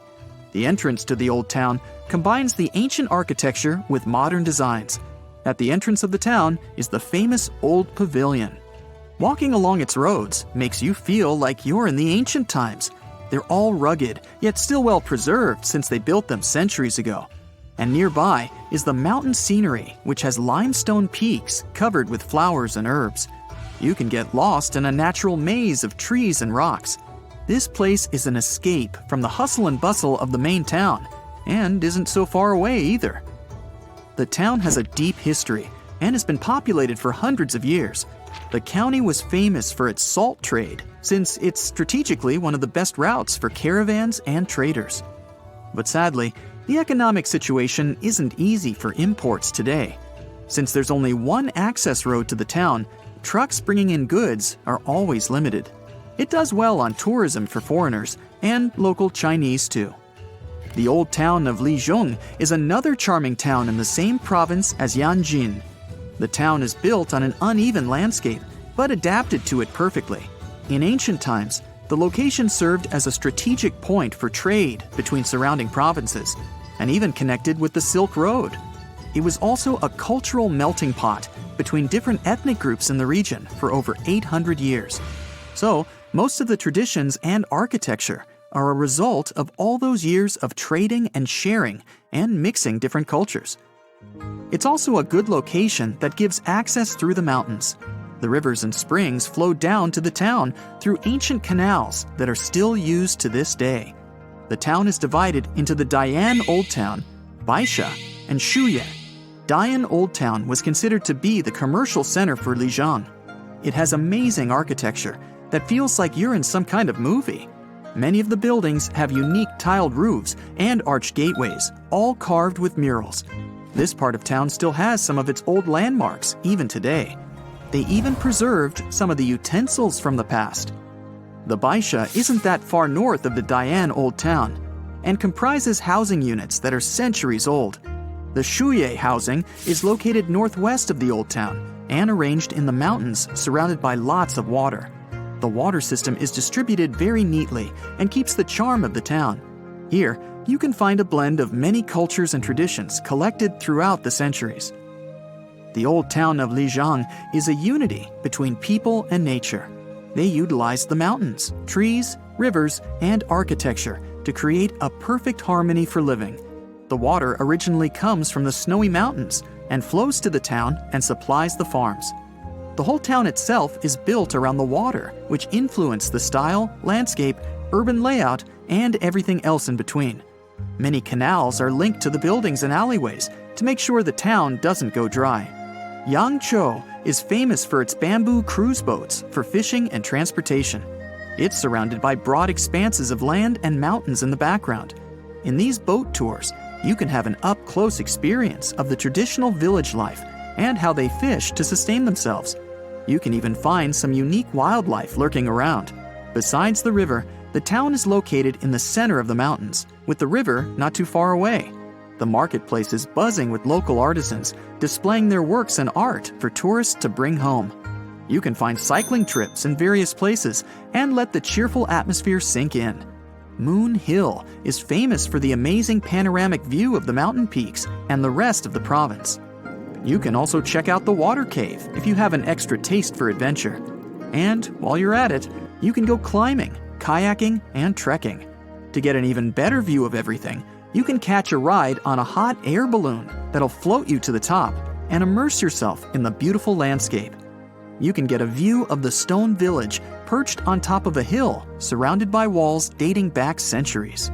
The place is around 1400 years old and is also a mix between different ethnic groups, adding the richness to the culture. Many locals have kept the same festivals and customs, but even though the place has deeply rooted cultural traditions, it's adapted to the modern ways of life. Rekhat structure is a giant formation in the Sahara that looks exactly like a giant bullseye. It's so wide that you can see it from space. Even the CIA got interested in it. In 1965, they planned a flyover looking for geomagnetic anomalies. The findings are still classified. Perhaps the theories are true, and this place is truly the lost city of Atlantis. Now, Atlantis supposedly sank beneath the waves, but recent discoveries are pointing us in a different direction. This is an ancient story that goes far back in time, and Plato was the first to mention it. The place had loads of greenery and a curious structure: 3 concentric circles of land surrounding 2 circles of water. 2 key quotes from Plato's writing suggest that Atlantis might not have been a typical island in the middle of the ocean. Plus, Atlantis had a major influence from Africa and Europe, challenging the idea of it being in the Atlantic. It turns out that the Eye of the Sahara and Atlantis look alike. When astronauts saw the Eye of Sahara from above, they initially suspected a meteorite impact crater, but the rings of the structure matched the layout described of Atlantis. More importantly, the Sahara wasn't always a desert. It turned from a tropical region into a desert around 11,000 years ago. Researchers found evidence of a massive river called the Tamarasset that could have sustained a community. This river flowed toward the Rekhat structure, aligning with Plato's description. The Trans-Saharan Seaway ran through the Sahara 50 to 100 million years ago. The sea allegedly destroyed Atlantis around 11,500 years ago, likely due to a rapid rise in sea level caused by the end of the Ice Age. NASA's worldview imagery shows patterns consistent with this theory. Those concentric rings might be a key to unlocking the secrets of our planet's evolution over millions of years. They're shaped by erosion on resilient rock layers, creating a spooky pattern of ridges and troughs. The central peak stands proud at 1,300 feet. The central part has undergone a significant erosion makeover, revealing a circular structure with a raised peak. Unlike impact craters, the Eye of the Sahara flaunts a striking balance and symmetry. Some say it results from rock uplift, sculpted by wind and water. Others think it's an ancient anticline, eroded to reveal its concentric glory. Then there's a salt diapir theory, suggesting that salt's buoyancy sculpted this beauty. Dating techniques have proved that it formed 541 to 252 million years ago, give or take a million or two. Ancient tools are scattered around the outer rings of the structure near riverbeds. Some older stone tools have also been spotted in the same areas. And still, even though some spear points from the Neolithic period have been found, there aren't many signs that people were living there back then. The area seems to have been used for short-term activities like hunting and making tools. There are other unearthly mysteries that haunt our world. One such enigma is in Norway. The ominous Hessdalen light phenomenon, also known as the Valley of Lights, leaves scientists confused. This valley is 10 miles wide. It's quite isolated, but a peculiar blue box sits high on the hillside, equipped with cameras scanning the valley. The unsettling saga began in the 1980s, when the night sky over Hessdalen erupted with burning fireballs, a recurring spectacle that sent shivers down the spines of those who witnessed it. This wasn't a fleeting occurrence, rather it became a regular thing. Terrified locals reported encounters with these unexplained luminous phenomena, some of which happened near their homes. Unease spread like wildfire. At its peak, there were about 20 sightings every week. The phenomenon made its way into newspapers, magazines, and media worldwide. Soon, people flocked to the valley, hoping to see the lights themselves. In 1984, experts joined the fray, armed with sophisticated instruments like magnetometers, radiometers, and other ometers. What they encountered was mind-bending, lights that defied explanation. Some moved at a leisurely pace, while others raced through the sky at an astonishing 19,000 miles per hour. People tried to explain these lights: airplanes, distant reflections, ball lightning, satellites, planets, meteors. But the speed and how these lights danced ruled out all those theories. We're slowly approaching another mysterious place. This is the greatest subglacial lake among Antarctica's 675 known lakes. It can easily hide unknown life forms. This lake is beneath the East Antarctic ice sheet.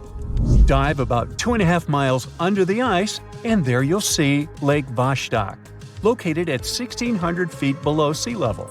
This lake is 155 miles long and 31 miles wide at its broadest point. With an average depth of 1,400 feet, it's also the world's sixth largest by volume. It's like an underwater city with lofty pillars and deep basins. The secret lake was discovered in 1993, yet it had been waiting to be found down there for over 2,000 years, collecting ancient secrets. In 2012, scientists drilled through the ice, creating the longest ice core ever. They pierced the ice all the way to the lake's surface. The year 2013 brought an unexpected twist when the tranquil waters erupted during the extraction of an ice core, mixing with drilling fluids. Then they got a pristine water sample in 2015. Some believe there might be previously unknown life forms down there, since it's a fossil water reserve that's been untouched for millions of years. That could be a lot like those speculated ice-covered oceans on moons like Europa and Enceladus. It all started with a theory in the 19th century, suggesting fresh water lurking under Antarctic ice sheets. Then, in 1955, seismic soundings hinted at a subglacial lake, and by the 90s, satellite data confirmed Lake Vostok's existence. Now, Lake Vostok isn't alone. In 2005, they found an island in the middle of the lake. Then, two smaller lakes joined the party. They suspect that a secret network of subglacial rivers might link these lakes. Now, very far away from Antarctica, in Venezuela, Catatumbo lightning presents a sinister light show at the junction of the Catatumbo River and Lake Maracaibo. This unsettling lightning phenomenon happens at about 140 to 160 nights a year, going on for 10 hours a day, and can flash up to 280 times in a single hour. The frequency of this lightning show changes with the seasons and from year to year.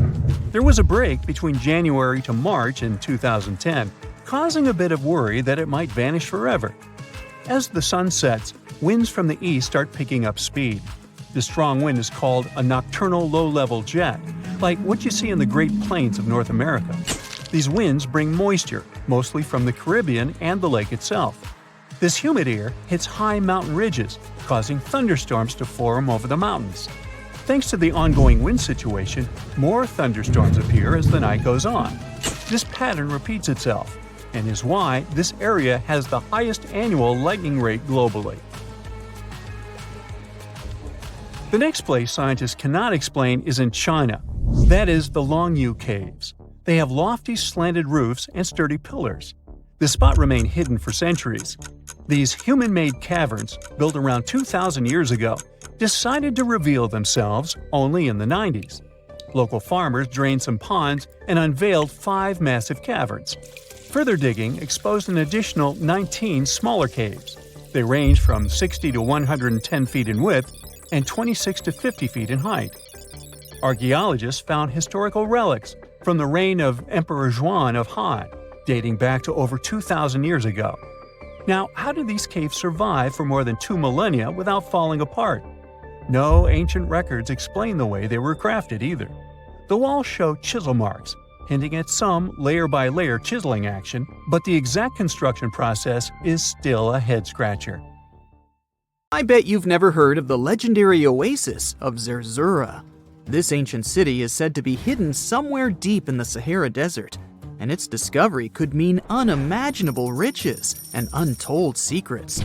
According to an anonymous 15th century Arabic guide, the key to unlocking the city lies in the beak of a bird carved on the city gate. Zerzura might not be as popular as Machu Picchu or the pyramids, but that just makes it more mysterious. Legend has it that Zerzura is built around this big oasis somewhere in the desert west of the Nile. Apparently, it's made out of white stone and has all these luxurious houses and gold decorations. The story goes that a scribe wrote down the account of a traveler who stumbled upon Zerzura while looking for his lost camel. At one point in his journey, the man got caught up in a sandstorm, where he got separated from the rest of his group. The traveler kept wandering in the desert for days, and then, out of nowhere, 2 men showed up and guided him to the city of Zerzura. The traveler described this city as an oasis filled with little birds and made out of pure white stonework. The city is also said to be guarded by giants. In 1835, an English Egyptologist named John Gardner Wilkinson mentioned the city in one of his books. He spoke to a man from Egypt who found the city by accident after days of wandering through the desert. He mentioned some ruins, unusual stonework, and a large oasis surrounded by palm trees.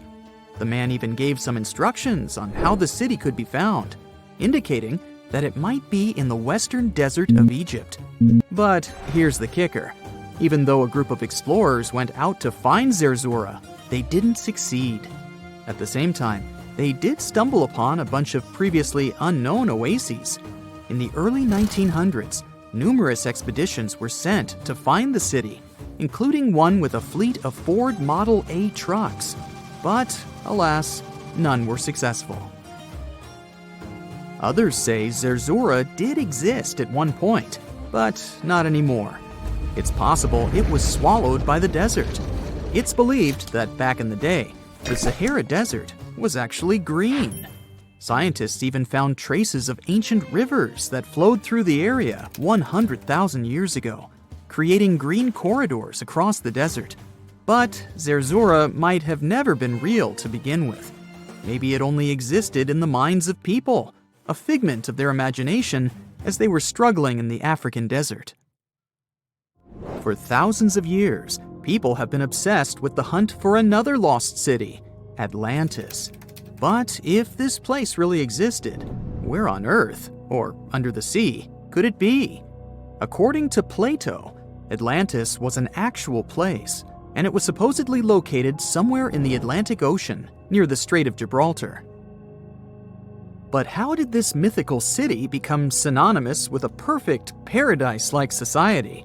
Well, you can thank Ignatius Donnelly for that. The American writer published a book in 1882 where he outlined 13 hypotheses about the existence of Atlantis. Donnelly truly believed that this lost city was where ancient humans lived in peace and joy for centuries. Donnelly even thought that Atlantis was the original source of many ancient civilizations around the world. And if we just followed Plato's clues, we could totally find Atlantis. Sounds like a treasure hunt, right?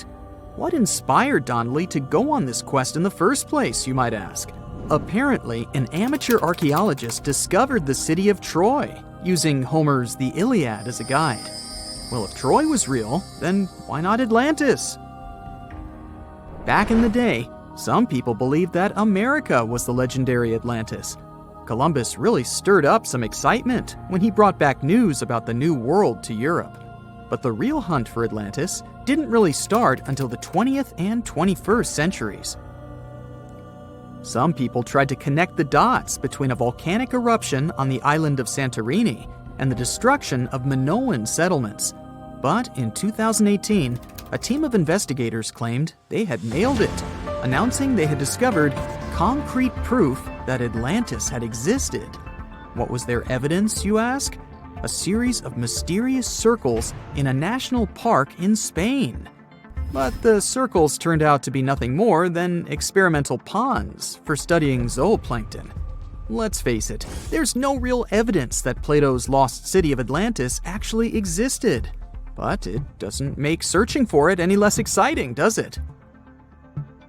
The Fountain of Youth isn't a lost city per se, but it is another mythical location that many have claimed to have stumbled upon over the years. Long ago, people were obsessed with the idea of living forever, or at least extending their lives as much as possible. Each culture had its own wild story, like the Greeks talking about a magic fountain that let people live longer, or Alexander the Great finding a river of paradise that could heal the wounded. Japanese legends spoke of hot springs that could make you young again, while the Caribbean locals talked about the restorative powers of the water in one of their own mystical lands. Explorers searched far and wide for these magical waters, but nothing. Probably the most famous of all was the story of the Spanish explorer Juan Ponce de Leon, who thought he'd found it in Florida. Now, Ponce de Leon was quite a character. He sailed with Columbus and became an important figure in the area now known as the Dominican Republic. He found gold in Puerto Rico and even became the island's administrator. But when the ruler of Spain decided to replace him in his duties, he got upset and decided to explore Florida, looking for gold and the elusive Fountain of Youth. He explored the Bahamas, but sadly, he didn't find any gold or magic water. He did, however, make his way to Florida. He explored the coast and even discovered the Gulf Stream. Unfortunately, his last expedition didn't go well, and he was wounded. But the legend of him searching for the Fountain of Youth lived on. Even though historians don't think he was really looking for the Fountain of Youth, thousands of people visit the Fountain of Youth Archaeological Park every year to try the sulfur-smelling water. It's the oldest attraction in Florida, which has been around since the 17th century. Some say the water has unusual properties, but I'll leave that up to you to decide after you visit this place. Norse mythology has its own mysterious land called Thule. It's said to be somewhere between Scandinavia and Iceland, where the sun barely shines and the cold bites hard. The folks there survive on a diet of millet, herbs, fruits, and roots, washed down with a grain and honey brew. As for its exact location, scholars can't seem to agree on it to this day. The legendary ancient Greek explorer Pytheas was said to be the first to stumble upon Thule during his quest for tin mines. He sailed his way up north, passing by Scotland, and after 6 long days of sailing, he reached Thule. The people there, according to Pytheas, were quite primitive, but that's no surprise since they were just simple farmers living off the land. They showed Pytheas where the sun set on the shortest day of the year. They also told him that in winter, the sun never rose at all, and in summer, there was no night. For many years, historians have been debating the true identity of this mythical land of Thule. Some say it's Iceland, while others claim it's Norway. A little bit of progress has been made recently with the help of a team of researchers. If their findings are correct, Thule might be the elusive island of Smola. That's farther south than any of the Norwegian islands that were on the list of contenders. It may be too soon to celebrate, but it does look like Thule has finally been found.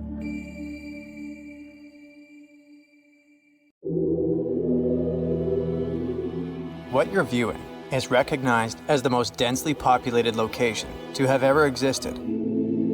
It spans just 6.4 acres, which is equivalent to 13 Starbucks coffee shops located in the Empire State Building. And while a huge coffee shop like this one can host, say, 1,000 guests, this place somehow managed to have around 33,000 people squeezed in.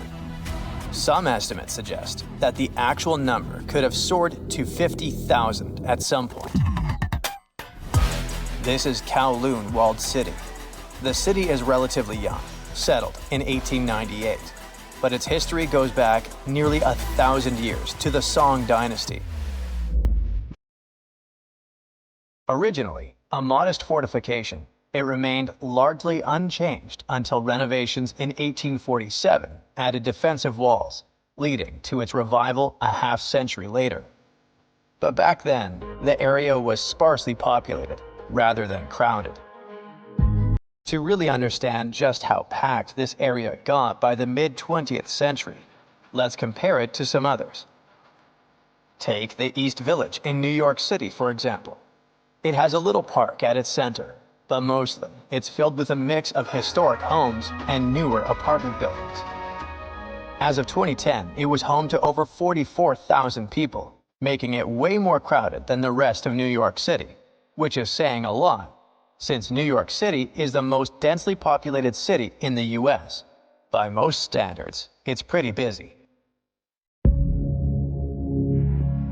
But then you look at Kowloon Walled City, and it's a whole different ballgame. If all the land there could be split proportionally between the residents, that would be somewhere around 5.5 to 8.5 square feet per person, if we count land only. While science claims people need 200 to 400 square feet at home just to feel good. So, why was everything crammed together like that? Well, it comes down to Kowloon Walled City's unique status. It was never officially part of the rest of Hong Kong. What started as a small Chinese military outpost became more significant when a larger fort was built nearby, coinciding with the rise of Canton Harbor. After the fall of the Qing dynasty, this site transformed into a tourist destination, eventually becoming home to around 400 squatters.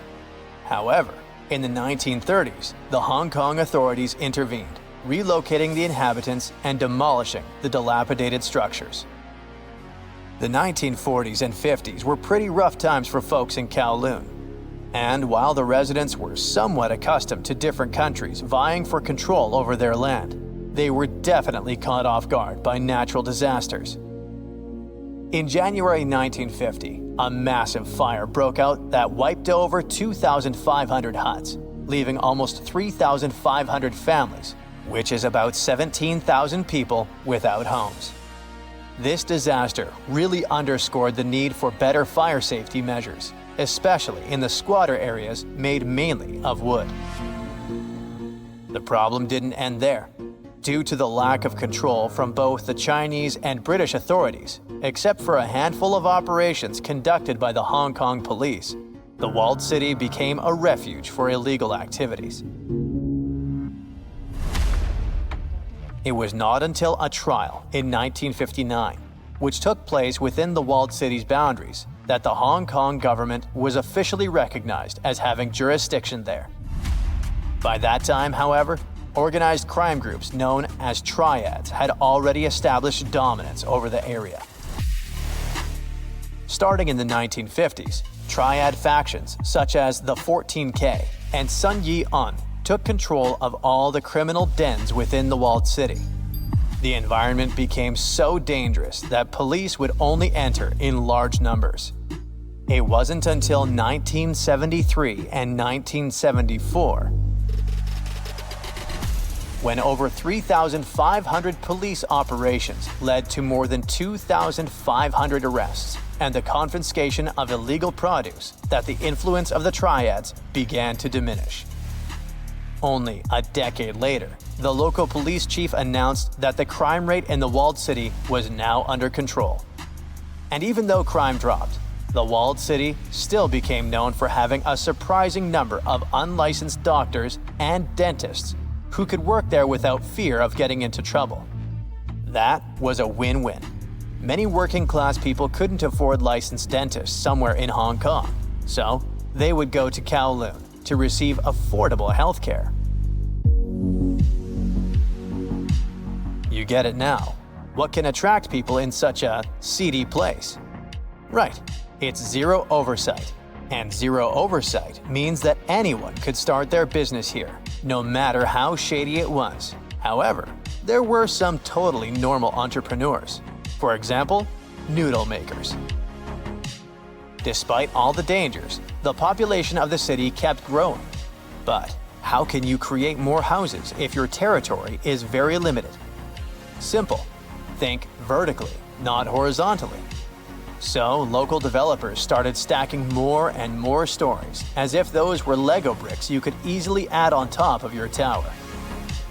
This led to a crazy population boom, making the city feel like a little world of its own, with over 33,000 people being crammed into 300 buildings on just about 7 acres. By the late 70s and early 80s, the city hit its peak size. But that came with some quirks.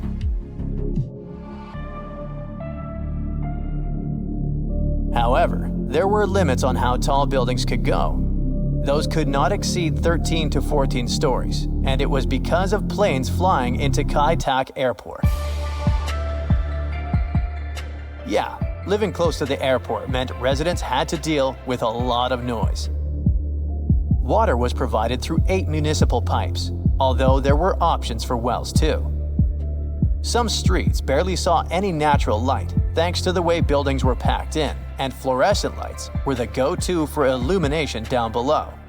It was nighttime all the time in there. So, the city buildings were pretty tall, yet the city had merely 2 elevators for its entirety. At the base of various skyscrapers, both shared and private mailboxes were affixed to the walls. Frequently, this left the postman with no choice but to ascend on foot. Even several floors high, the tangled network of paths persisted. Intricate passages that wound their way into the city's core through a web of bridges and staircases. But let's say you live in such a place and want to have a walk or just a bit of fresh air. What do? In such cramped conditions, rooftops will serve you 1,000 purposes. They can be a space for physical activities and a kid's playground, but they can also be used as venues for pigeon racing, with residents making their guess concerning which pigeon comes first. And it's illegal for sure. Such rooftops can pose certain risks because of the narrow spaces between the buildings. But locals use them also as landfills. The absence of efficient garbage collection led to some residents to transport their larger waste items up to the roof. Consequently, many rooftops became crowded with abandoned mattresses, damaged furniture, and appliances.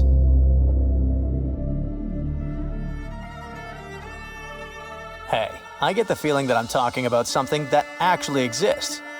Sorry for that, I totally forgot to mention the most important thing. This city ceased its existence back in the 1990s. What happened? Long story short, both Chinese and British authorities grew increasingly weary of the chaos unfolding in the city. Control was difficult, if not impossible. Criminals kept proliferating and the area was in disarray.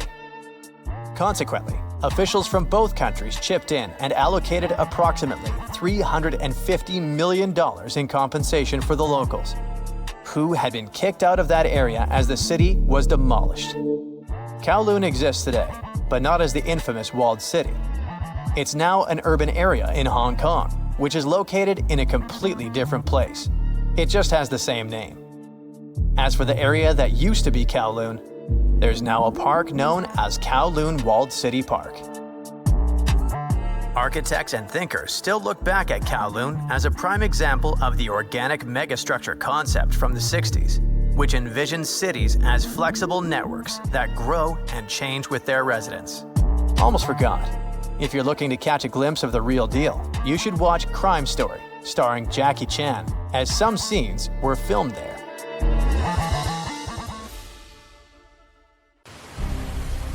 It was April 10th, 1912.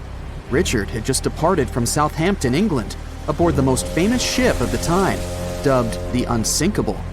Since he had just witnessed a near collision with the SS City of New York, he decided to write to his wife, and report the unfortunate and frightening event. "My dearest Sal," he wrote, "we got away yesterday after a lot of trouble." Little did he know that a mere 4 days later, both his pen and the ship he was on would be lost forever at the bottom of the North Atlantic Ocean. Was this some sort of bad omen? Did Richard actually foresee what was about to happen to the ship he was on? In case you haven't figured it out by now, Mr. Richard Geddes was aboard the Titanic on the day that he wrote the letter to his wife. On April 14, 1912, the ship seemed to have been lost forever. Along with it, so many secrets and treasures have settled at the bottom of the ocean. It took until 1985 for the Titanic's wreck to be finally rediscovered using state-of-the-art sonar technology.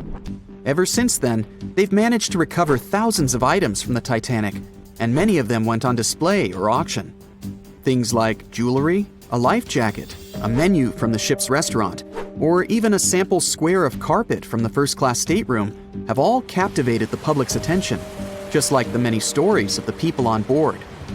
Scientists have even tried to come up with strategies to get the Titanic back up altogether to properly study it and stop it from getting more and more damaged at the bottom of the ocean.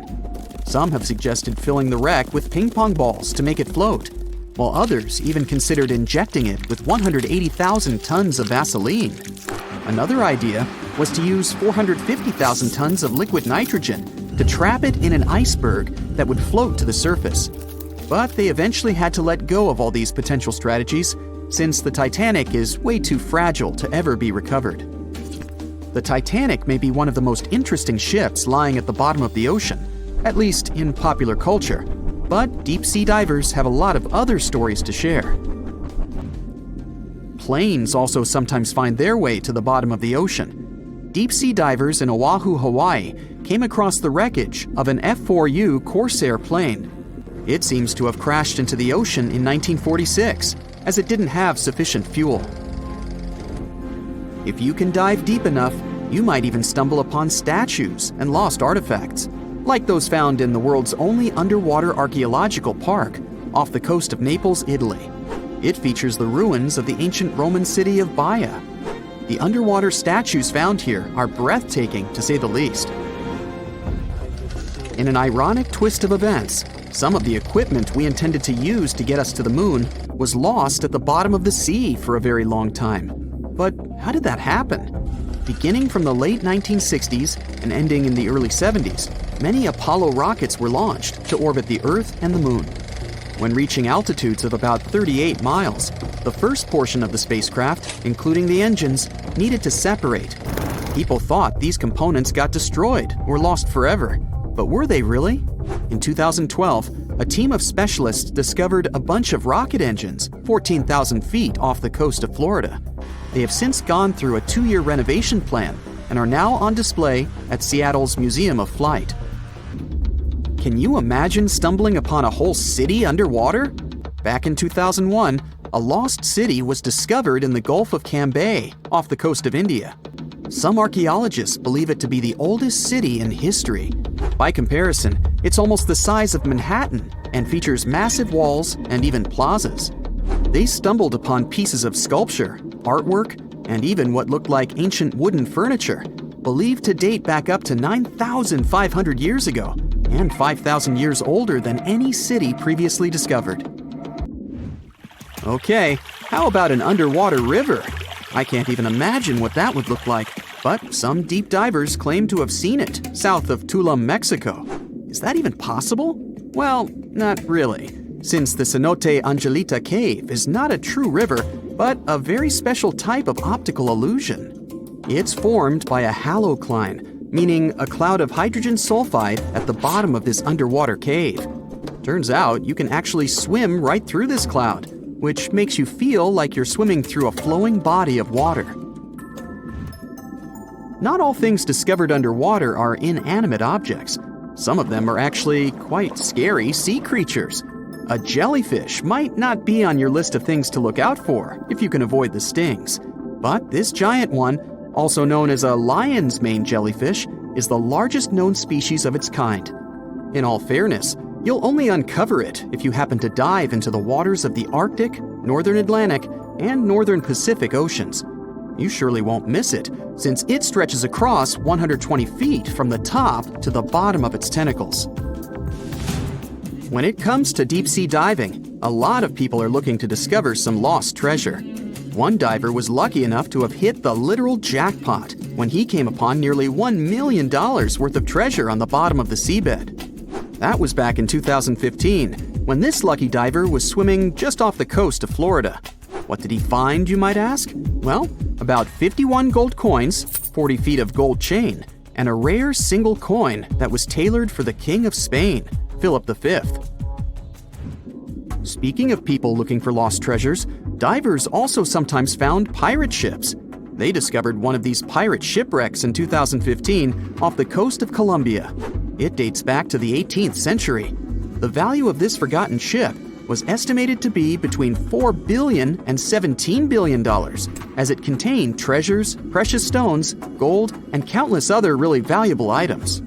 By comparison, a whole island in the Bahamas is up for grabs at $75 million. A computer is the last thing you'd ever expect to discover underwater, right? And this was no regular computer, but an ancient one.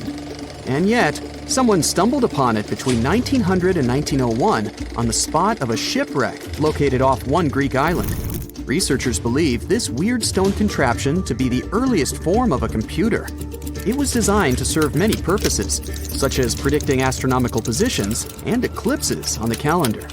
Since humanity lost most of the technology used back then, it was wonderful to rediscover it so many years later. It let us piece together many of the ancient Greeks' accomplishments. The computer is now at the National Archaeological Museum of Athens, should you ever want to check it out in person. This has to be one of the most mysterious places on Earth. It's called the Mariana Trench, and it's the deepest part of the Earth's oceans. We really don't know how deep it is, since it's so difficult to measure, but it's somewhere around 7 miles deep and 5 times longer than the Grand Canyon. They first studied this massive underwater hole back in 1875 using a weighted rope. Back in 2012, a Canadian film director named James Cameron reached the bottom of the trench in the submersible vessel Deep Sea Challenger. Some of the most bizarre creatures on the planet call this place their home, including the Dumbo octopus, the sea cucumber, and the goblin shark. The Mariana Trench took its name after the nearby Mariana Islands, which are named Las Marianas in honor of the Spanish Queen Mariana of Austria. If you've ever wondered what it feels like to walk on diamonds, head straight to the town of Nördlingen in Germany. It seems like a typical fairy tale village with cute houses and red roofs, but its walls and streets are actually studded with over 72,000 diamonds. You'll need a microscope to see them, but they're definitely there.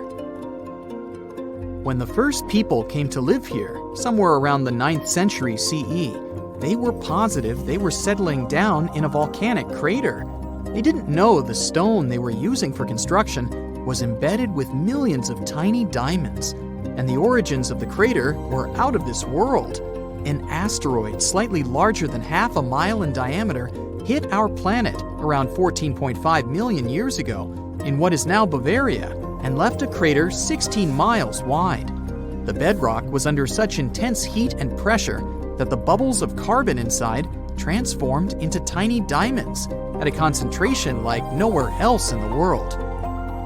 The locals didn't pay attention to their houses, built of what was left of that asteroid impact, shimmering on sunrise. Then, in the 1960s, 2 geologists arrived from the USA, studied the landscape from a distance, and noticed it didn't look exactly like a volcanic crater. After further research, they realized their theory that the crater was shaped from above and not from below proved right. They even had to change school books after the discovery, not to mislead the students. Once the word of the crater had spread, NASA got interested in it and sent their Apollo 14 and Apollo 16 astronauts to visit it to learn about what kind of rocks they'd find in space and which of them were worth bringing home. A moon rock that arrived with one of the missions is now on display at the local museum, and astronauts still visit the place. The locals, though, are so used to living among diamonds, they don't even find it special. The Australian town of Coober Pedy is known as the opal capital of the world and exists completely underground. The town even has the first 4-star underground hotel in the world. The reason people settled in this area was to work at an opal mine. Back in the day, the miners could hardly survive under the burning desert sun, so someone decided to put a tent directly into the mine. Then it turned into a home.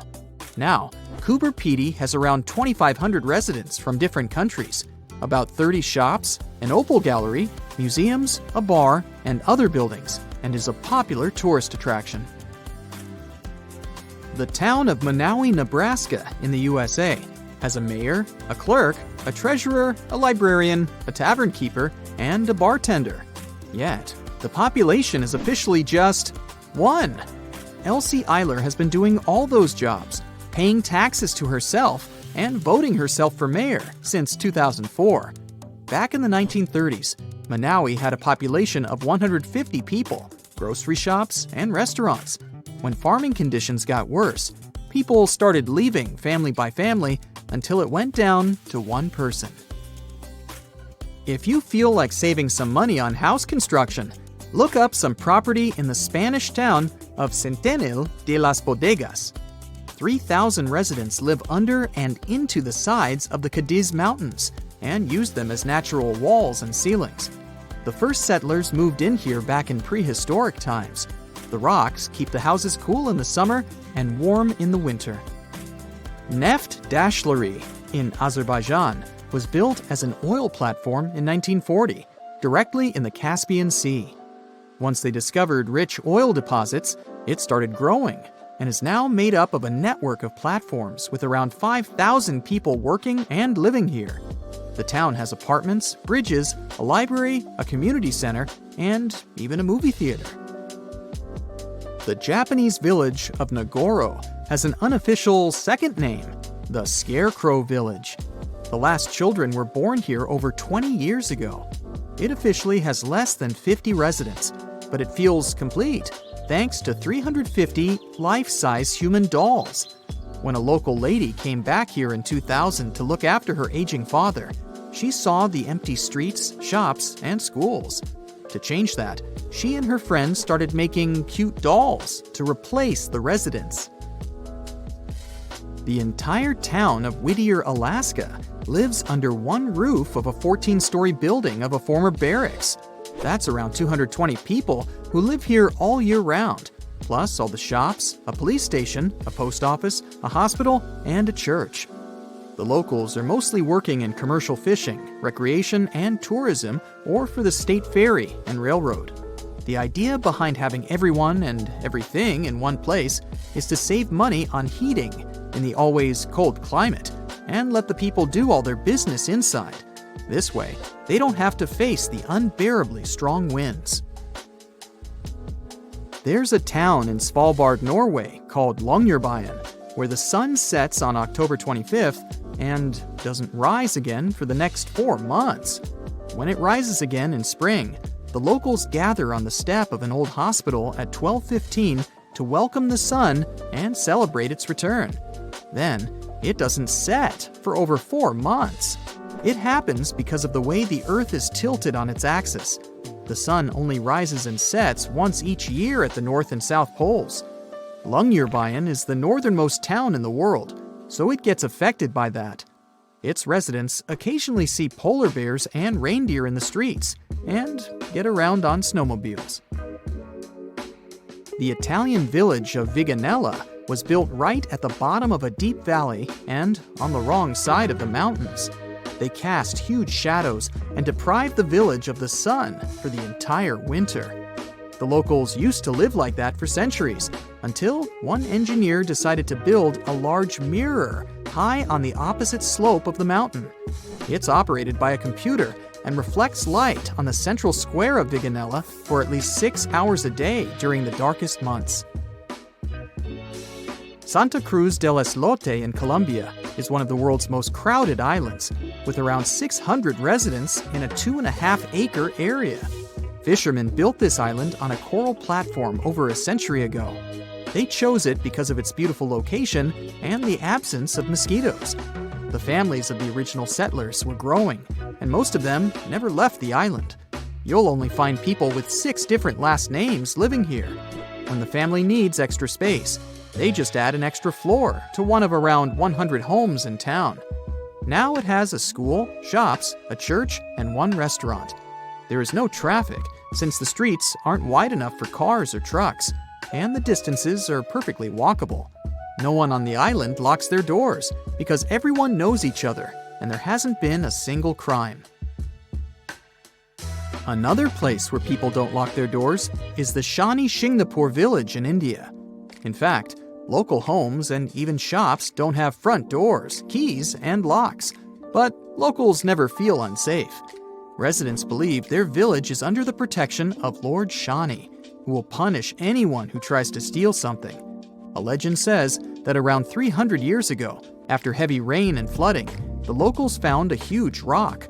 The same night, Lord Shani appeared in the dreams of the village head and promised to protect the village if they kept the rock in the village unsheltered. The deity would live on the rock and oversee the village. Once the first bank opened in the village, they added a glass entrance and a barely visible electromagnetic lock with a remote control to respect the tradition. If you're looking for the most relaxed place in the world, check out The Villages in Florida. You can't move here unless there is at least one person over 55 in your home. And you'd have to leave behind any family members under 19. The most popular means of transportation in the villages is a golf cart. There are all sorts of free fun activities for the residents, so it's far from boring. From tiny islands to giant cities fanning out for dozens of miles, you're gonna learn about the most densely populated places on Earth. It'll make you question the limits of the impossible. To what lengths are people ready to go in their search of a better life, or simply trying to survive?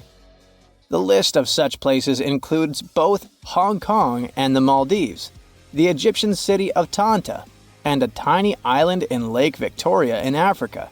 Let's find out more about how people manage to live there. Hong Kong has an official population of 7.5 million people, and this number is expected to reach 8.5 million by 2041. The density of the city's population is more than 18,000 people per square mile. Despite a rather low birth rate, the population of Hong Kong is on the rise. This paradox has an explanation. A lot of people immigrate to Hong Kong all the time because of all the opportunities this city offers, like various jobs. The city has an incredibly high price of land. It's one of the main reasons for its high-density development. People with low and even middle incomes can only afford to live in high-rise buildings, and Hong Kong has more than 9,000 of those. Plus, there are more than 300 buildings that are over 490 feet in height. It's more than New York, Shanghai, and Dubai can boast. Hong Kong's incredible growth as one of the tallest cities in the world has a lot to do with its incredible urban planning. At the same time, housing is unbelievably expensive in this region. Median home costs are 18 times the median annual income. That's the reason why less fortunate residents live in the so-called coffin houses, where apartments are tinier than a standard parking space in the USA. Take Quarry Bay, for example, a densely packed neighborhood in eastern Hong Kong, and its Monster Building. It's actually not one building, but a group of 5 connected constructions. There are more than 2,200 units in these 5 blocks, and rumor has it that it houses around 10,000 people. Despite such cramped living conditions most Hong Kong's inhabitants have to deal with, the city is home to several dozen billionaires. Look, this is half a football field, and that's what 1/3 of Bill Gates' home looks like. Another example for you, 2/5 of the White House. These are not random numbers. That's the territory of Migingo Island, located in Lake Victoria between Kenya and Uganda. Over 100 people live on this tiny piece of land. Don't you think that those metal-tiled roofs make the island look like a huge turtle floating on the water? Unfortunately, Because of the island's small size, there's barely any vegetation there. Most of the surface of the island is covered with rocks, except for this tiny area. It's covered with grass and hosts not more than 5 shrubs. The island is all about fish and fishing. The landing point turns into a fish market every day at noon. The trade doesn't last long. It usually finishes at 2 p.m. when the boat leaves. The only thing the inhabitants of the island have is fish. So every morning, they get essential supplies for small businesses from Kenya. That's why you can buy everything you need in local stores, from food to fishing equipment.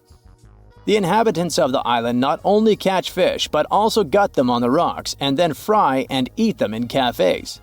Yep, there are around 13 cafes and bars on the islands where people eat, play dice, and cook ugali, a typical dish made from maize flour. Back to giant cities and busy streets.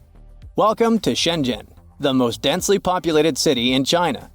This city hosts around 17.5 million people. With so many inhabitants, the city faces loads of challenges.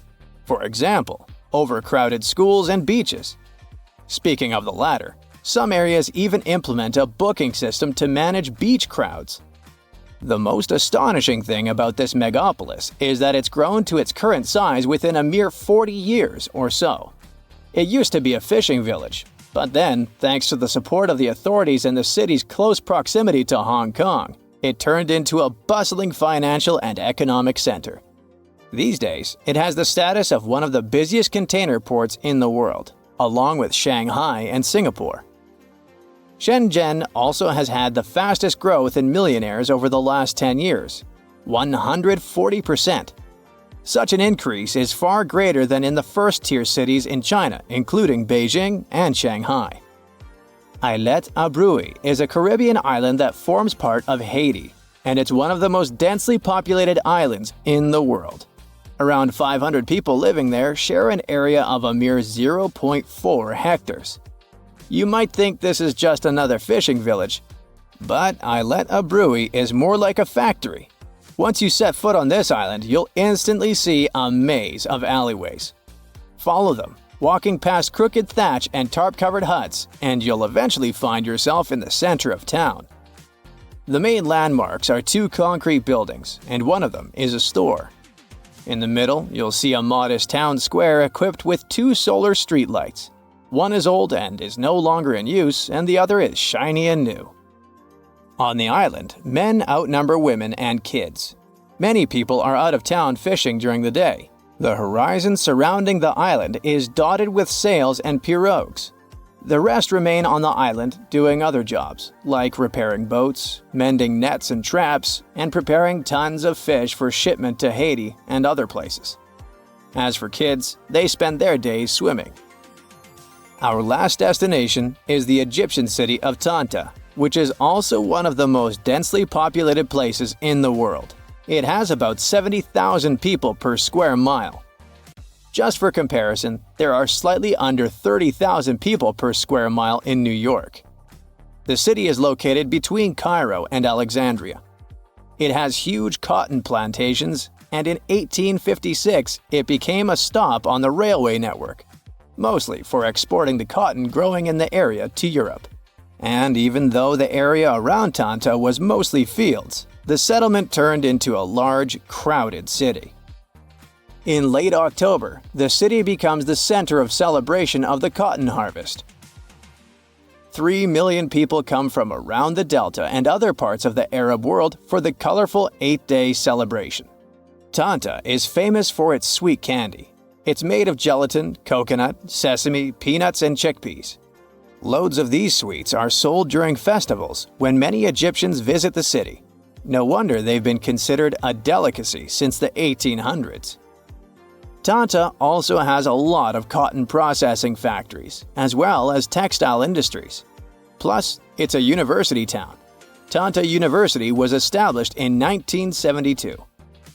Male, the capital of the Maldives, has a population of more than 200,000 people. It means 49,000 people per square mile. 80% of the land sits around 4 feet above sea level, which means that if part of the islands go underwater, people will have to relocate. An artificial island that was created to manage waste is getting overburdened. In 1997, Hula Male, another artificial island, was built to alleviate dramatic population pressure. These days, it's already as developed as Male. The Maldives consists of more than 1,000 islands stretching along a 500-mile axis. All of them are coral islands. They grew around the rims of prehistoric undersea volcanoes.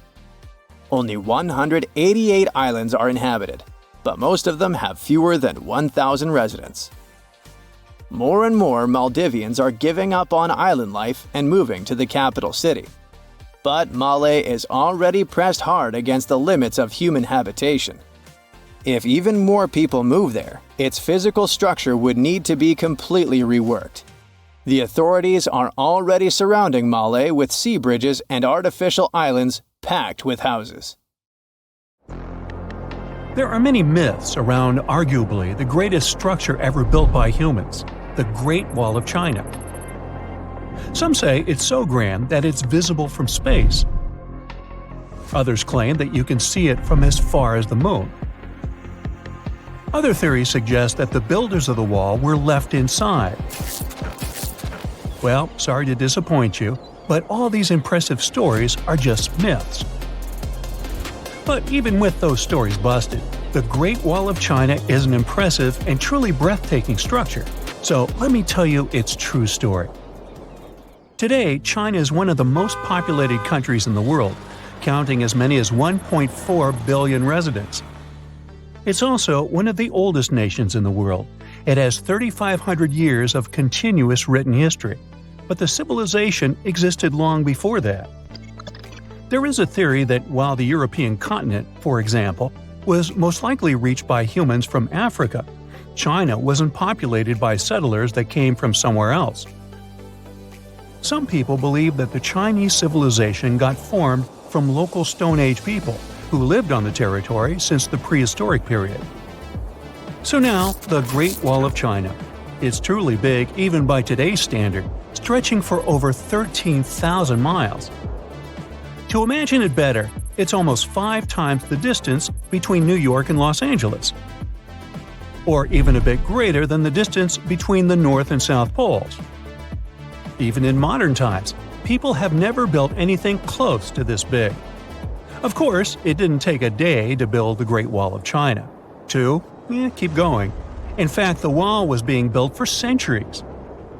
Maybe you know that ancient cities had walls around them to protect themselves from invaders. Yes, Chinese cities had them too. The first Chinese emperor united the country in 220 BCE and got a brilliant but very ambitious idea to turn all city walls into one big wall that would defend the country's border against attacks from the north. A trusted general directed the construction, enrolling a big group of workers, soldiers, commoners, and convicts. Back then, the wall was built of rammed earth and wood. In some places that were strategically important, the sections of the wall overlapped to provide maximum security. The walls were around 26 feet high on average. But the Great Wall didn't yet look like the construction we know today. Every next emperor would pick up the Big Wall project, strengthening and extending it, repairing, but also modernizing construction techniques. Some used bricks to build it. Others moved on to granite and marble blocks. Watchtowers and platforms weren't there from the beginning as well. They were added by Ming emperors.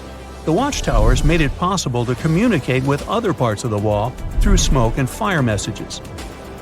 So, the wall is quite inconsistent in terms of material, but it only adds more charm to the construction and shows how much effort and time it took. The reasons why some parts of the wall have been standing for centuries and are still in good condition is glutinous rice flour. Turns out, this sticky rice mortar is almost like cement. It's very strong and waterproof, sealing the bricks so tightly together that even sneaky weeds can't grow between them. You may also notice that some bricks have writings carved on them. They were left by the workers who were building the wall.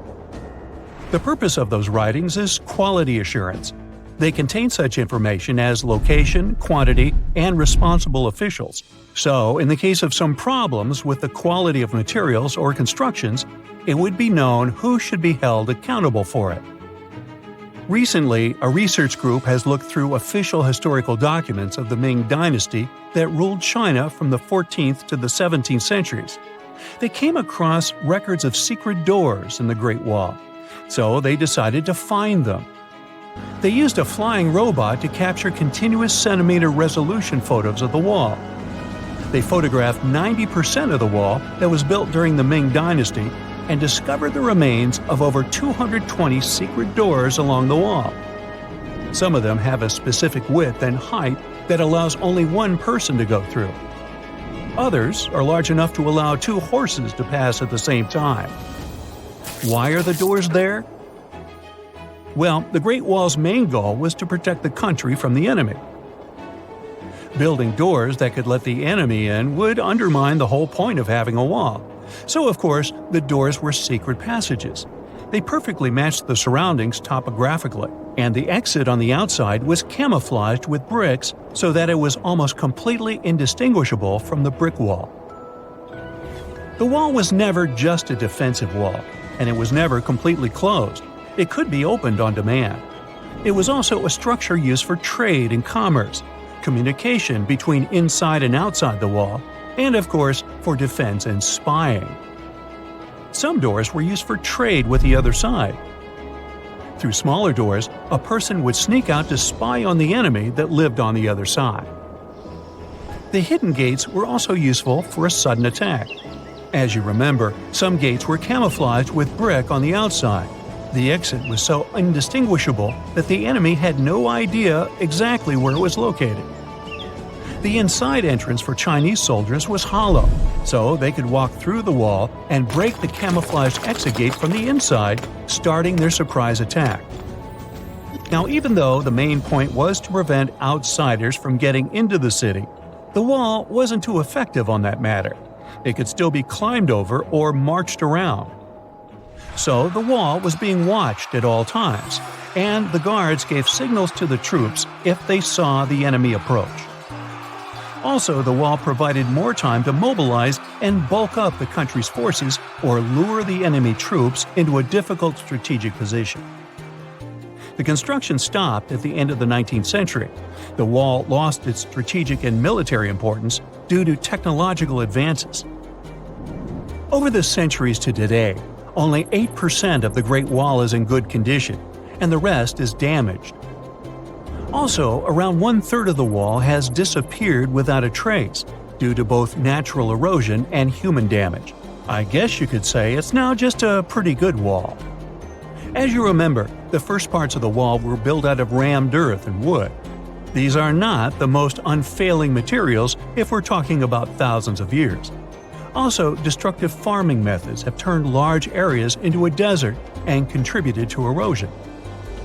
Also, many bricks were taken away from the wall in the last century to be used in building farms and houses. The wall is being deconstructed stone by stone even today, but this time by tourists. Quite a few of them take a stone as a souvenir. That's a total of a lot of stones, considering that over 10 million tourists visit the Great Wall every year. Since 1987, the wall has been a UNESCO World Heritage Site, highlighting that it has an outstanding importance to humanity. The wall is one of China's 56 World Heritage Sites, second place among countries with landmarks protected by UNESCO. Who's first, you ask? Well, the top spot, with 58 World Heritage Sites, belongs to Italy. And do you know that the wall isn't only a famous tourist attraction, but also the location of the Great Wall Marathon? It's a marathon that was established in 1999 and is one of the most challenging ones in the world. You guessed right, people run along the wall, including all the steps. There are 3 distances, so that participants can run a full marathon that is 26 miles, a half marathon that's 13 miles, or just have a fun run of 5 miles. Here's a riddle. Which U.S. city is so loved that its name should be repeated twice? You guessed it, New York, New York. But the thing is, how much of New York do we really know? I'm talking about the city that lies under the city. Dare to join me on an underground tour of the Big Apple? Then grab a flashlight, it's about to get dark. We'll start in the heart of Manhattan, in the front of the Romanesque City Hall building. Believe it or not, beneath our feet lies New York's oldest subway station, known as the Old City Hall Station. It opened in 1904 on October 27th, a night of true celebration for New Yorkers.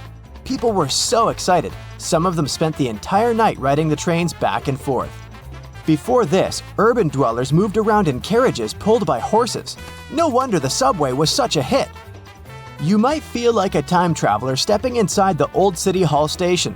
The architecture is dazzling and one of a kind. They sure don't make subway stations like this one anymore. Fun fact, the Old City Hall Station would cost $6.2 million if it was built today. Back in the day, it had dozens of brass chandeliers hanging around. It was one of the few spots in town with functioning electricity. And oh, not to mention brand new multicolored tiled arches and stained glass ceilings you can still see today. Impressive, huh? If you decide to wander down the tracks, you might be in for a treat. Underground New York is as fascinating as the city above the ground. But one thing we usually take for granted is the behind the scenes of what the Big Apple needs to function. Down here, you might see one or two of New York's pneumatic mail tubes. These tubes were built back in the 1800s and they were operational up until the 1950s. They were responsible for distributing people's mail through different post offices. Letters flew at an impressive speed of 35 miles per hour. That's almost as fast as a professional runner. It sure sounds like a useful system. But I have to say, it feels weird imagining people's correspondence flying around 15 feet underground. Back to street level. We'll wander around fancy Lexington and Park Avenues. If you look up, you'll see the famous Waldorf Astoria 5-star hotel. Many celebrities have stayed there, including John Lennon and Yoko Ono, as well as presidents such as FDR. This is why the hotel used a secret infrastructure to sneak people inside and out. Under the building, a tunnel known as Track 61 connected the Waldorf Astoria to Grand Central Station.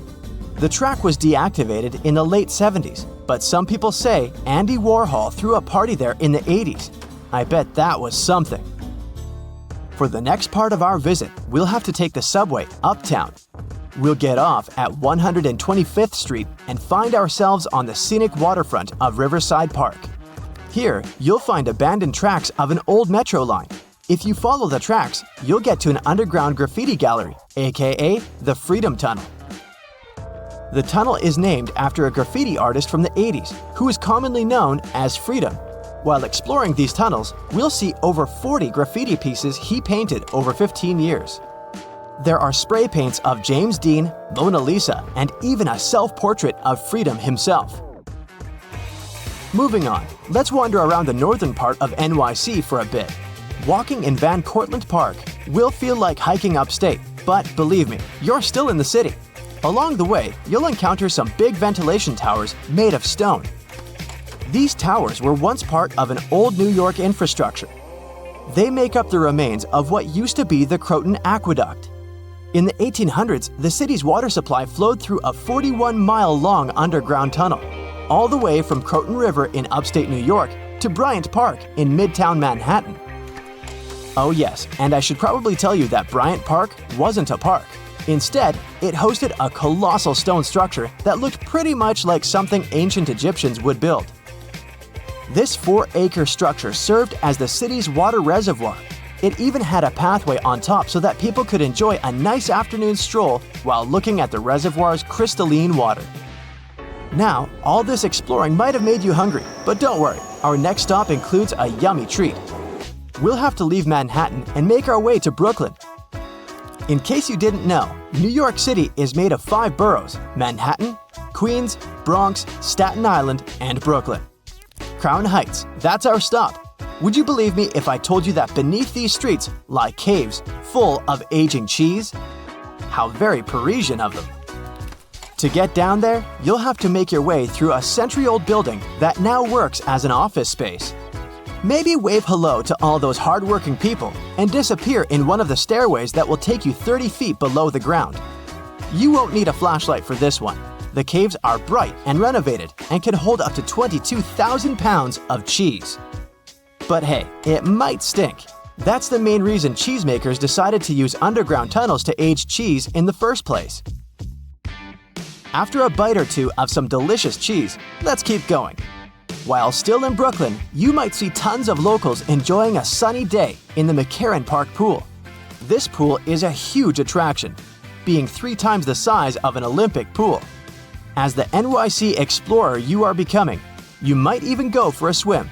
But hey, there's a much more interesting part to this attraction. The pool was built in the early 1900s, but it was shut down in the 50s. During this time, urban explorers discovered a network of underground tunnels right beneath the pool. And, of course, you can find a secret entrance and get a peek for yourself.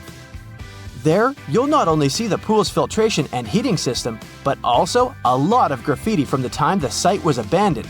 Neat! This question may sound weird, but have you ever seen a cow in New York? I sure haven't. Well, maybe there's a reason for that. Apparently, New York still has underground tunnels that were constructed for the transportation of cattle. Once New York started to flood with automobiles, cows became a burden for traffic. Until a 200-foot-long cow passage was built below 12th Street to transport the livestock that was ferried over from New Jersey. These days, you won't be able to visit this place in person because the tunnel was most likely destroyed. But historians found blueprints proving its existence. To add to the list, archaeologists discovered a very peculiar fossil a while back. Now imagine peeling off the layers of the city's soil. First, at 15 inches, you'll find a layer of wires. I'm talking TV cables, electricity, and all that. Digging deeper, at 4 feet, you'll see water and sewage pipes. But then, at 15 feet down under the surface of NYC, diggers have found a fossilized shipwreck. The wreck is located right under Broad Street, where there was once shallow water. They believe the wreck dates back to the 1600s. It's 92 feet long and 25 feet wide. Oh, and that's not all. At the intersection of Bowery and Canal Street, engineers stumbled upon a room with its walls and ceiling covered in mirrors. And no one has managed to explain the existence of this bizarre place yet. Our Big Apple Underground visit is coming to an end. But we sure did more than just scratch the surface on this one. Before we finish, let's enjoy the best of what NYC cuisine has to offer, a good old bagel. Who knows, maybe next time we'll do Paris or even London. See you soon, explorer! Tunnels, metro, underground systems, and even secret passageways to the houses of the rich and famous. Why else do we need tunnels, you may wonder? To hide. Many cities have underground tunnels and even underground doppelgangers. Now let's make it clear. Those passages are normally not connected, contrary to the popular rumor claiming that it was possible to get from Scotland to Turkey using underground passageways built around 5,000 years ago. I mean, it sounds insane even today. Imagine building it back in the day. These tunnels have an official name, the Erdstall Tunnels, and they were most likely built in the Middle Ages. However, we still don't have the exact information about the date. The highest concentration of those tunnels are in Bavaria, Germany, but there are many of them in Great Britain and France too. Erdstall tunnels, a unique type of earthen passage found globally, are characterized by their narrow, oval-shaped corridors and tight choke points, known as schlups, or slip-outs. Despite speculation, their purpose remains a mystery.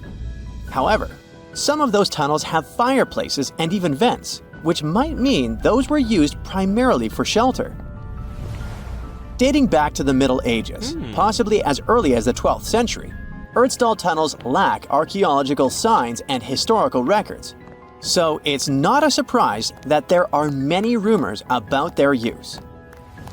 Some scientists are sure those were storage spaces, though their narrowness makes this impractical.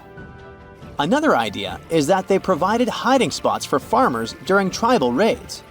However, their single entry point raises doubts about their effectiveness in evading threats. Now, if you're feeling like Indiana Jones and want to venture into those tunnels, you're in luck. A few structures, like the Erdstall Radkoblücken in Austria, welcome visitors to explore these enigmatic structures. Most of them are closed to the public eye, though. The origins of Erdstall tunnels remain largely unknown, just like their real functions. And if you think, hey, it's the 21st century here, we can study pretty much everything, well, you're wrong. What makes these tunnels hard to study are the tight confines. Traditional surveying methods often prove inadequate in such spaces. To solve this problem, scientists use a handheld device that integrates an RGB camera, a gyroscope, and high-resolution depth sensors, allowing them to capture intricate details of the tunnels. They also use modern techniques like 3D surveying in hopes of uncovering the true origins and purposes of those tunnels. One hypothesis even suggests they may have been poorly conceived dwellings, abandoned when their inadequacies became apparent. Still, not everyone quite agrees with this idea. Other theories suggest they served spiritual purposes, while the most intriguing idea speculates that those tunnels may be remnants of extraterrestrial civilizations. Experts believe they may have been used for practical matters, such as granaries or hiding spots from looters. As we don't have exact info on who built it and when, it may be pretty much anyone, even a sloth. Nope, I'm not a lunatic. Sloths can build giant tunnels. Check this out. In 2009, a farmer in southern Brazil was driving his tractor through a cornfield when it suddenly sank into the ground. He quickly discovered he had broken through the top of an underground tunnel. When researchers came to investigate, they found a tunnel around 6.5 feet high and the same 6.5 feet wide, extending about 50 feet long right beneath the farmer's house. When they looked closer, they instantly saw deep claw marks on the walls. That was the proof the tunnel wasn't human-made. So that thing the farmer uncovered was a megafauna paleoburrow, a prehistoric tunnel dug by ancient creatures like giant ground sloths or giant armadillos from over 10,000 years ago. I know, it's hard to imagine those beasts, but let me help you. Take a hamster. Now, increase it to the size of an elephant. Don't forget, this 13-foot-tall hamster could also walk on two legs. During their time, around 15 million to 10,000 years ago, many species of sloths and giant armadillos roamed the Americas, some even digging similar tunnels. Today, many of these tunnels are filled with sediment, though some remain clear, similar to the one the farmer discovered. This 2009 find sparked significant interest, leading to the discovery of over 1,500 paleoburrows across southern Brazil, making it the era with the highest concentration of such sites worldwide. But no one knows exactly why there are so many of them in southern Brazil. While some paleoburrows exist throughout South America, none have been found in North America, which is weird since those huge sloths roamed the entire continent. The exact purpose of these large tunnels remains a mystery, but scientists believe they may have served as nursing spaces, temperature regulation, or hibernation areas. Tunnels likely developed over centuries as successive generations of sloths and armadillos expanded them. Now, let's take a look at fugus. No, not the Japanese fatal delicacy, and no, not a town in New Guinea. To see them, we gotta travel to the UK. So fugus are underground structures too, but they don't look exactly like tunnels. They are dry stone structures. They look as if a cave had been decorated with stones from the inside. There are only around 15 of them found so far, and most of them are located in Cornwall. According to the estimates, those tunnels were built about 2,400 years ago, and they're still in pristine condition, which is truly fascinating. I mean, back in the day, people had no cool machinery whatsoever, yet their structures still last. And if you dare to buy an apartment today, well, chances are you won't be too happy about the quality. Going back to our fugus, There's nothing extraordinary about their supposed purpose. They could be used for spiritual purposes, as a place to hide, or a food storage. The latest application, though, is a bit weird. I guess it's not a secret for anyone that England is famous for its excessive humidity. And if you want to store your food properly, you gotta avoid the humidity at all costs. Otherwise, say welcome to mold and fungi. But ancient people weren't dull-witted at all, or they wouldn't have survived, and you and I wouldn't be around now. So they might have adapted those fugus to store just some products, those that already had natural molds in them, assisting in the preservation of perishable food, like milk, butter, and cheese. But hey, those are just speculations.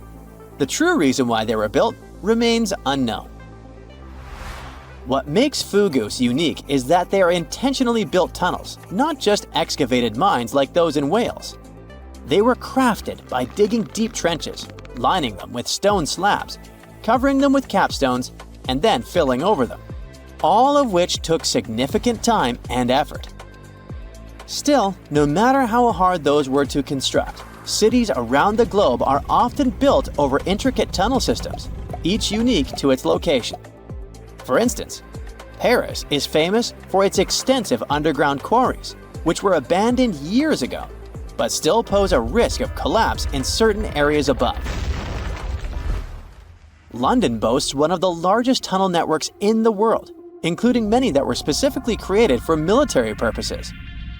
In New York City, there are rumors of secret tunnels, while Los Angeles has old tunnels from the Prohibition era used for speakeasies. Many other cities also have their share of enigmatic tunnels, and surprisingly, Florida is no exception. It happened in the year 2011 in Ybor City. Near a former post office, flooding uncovered something weird, a section of an unknown structure. Back then, people didn't pay much attention to that, so it took another 7 years to discover something truly fascinating. This historic neighborhood was founded in the 1880s, but it remained unknown until 2018 that it also has a hidden tunnel network. We only learned of it because of renovation work. The exact purpose, of course, is unknown, but most scientists are pretty sure that they serve to connect to early gaming spots and the port of Tampa. Figuring out how extensive the tunnel network is tricky. In 2018, a historic home in Seminole Heights revealed locked doors leading to tunnels from the 1920s. One local even said he traveled through a tunnel for 20 minutes. Rumors suggest some tunnels connect to the Hillsborough River and Ybor City. Research is ongoing, but no new info has emerged yet. The ancient city of Taposiris Magna is hidden on the northern coast of Egypt. These days it has very little of its former glory, but what lies beneath it may hold the secret to uncovering a famous mystery, that of Cleopatra, the most memorable Egyptian queen in history. The recently discovered tunnel is also known as a geometric miracle for its time. Excavations have uncovered a 43-foot-long structure below the ground, which is partially submerged in water. Its shape and construction technique are similar to that of the Eupalinos Tunnel, another amazing ancient discovery. This one is located in Greece and was built by excavating simultaneously from 2 points, aiming to have them meet in the middle. The use of math and geometry to make this construction was astonishingly precise for those days, more so since it was built near a mountain. Archaeologists that have been working on the Taposiris Magna site since 2004 believe this tunnel may lead to the lost tomb of Cleopatra. The clues they found so far seem to back up this theory. For starters, the city and its temple were built by one of Cleopatra's ancestors, Ptolemy II. All the architecture seems to indicate it was dedicated to the ancient spirit Osiris and his queen Isis. Throughout her reign, Cleopatra did try to associate herself with Isis, so it may be no surprise she chose this location as her final resting place. Scientists have yet to pinpoint Cleopatra's tomb, but research continues with the help of modern technology. To study this location better, archaeologists have even used a special device called ground-penetrating radar. This tool allows us to analyze what lies beneath the ground without being intrusive. Since this tunnel is so old, research needs to be done very delicately. Seeing pictures of what's underground before you start digging is incredibly useful and has been done here since 2011. Finally discovering Cleopatra's tomb may help us piece together her story, especially what might have happened during the last portion of her life, which is still surrounded by mystery. We still don't know the exact cause of her passing. Some believe she may have let herself be bitten by a poisonous Egyptian cobra. Others have suggested that she was well accustomed to toxic substances, even hiding some in her hairbrush in case she ever needed it. But that's not to say she chose to use it on herself.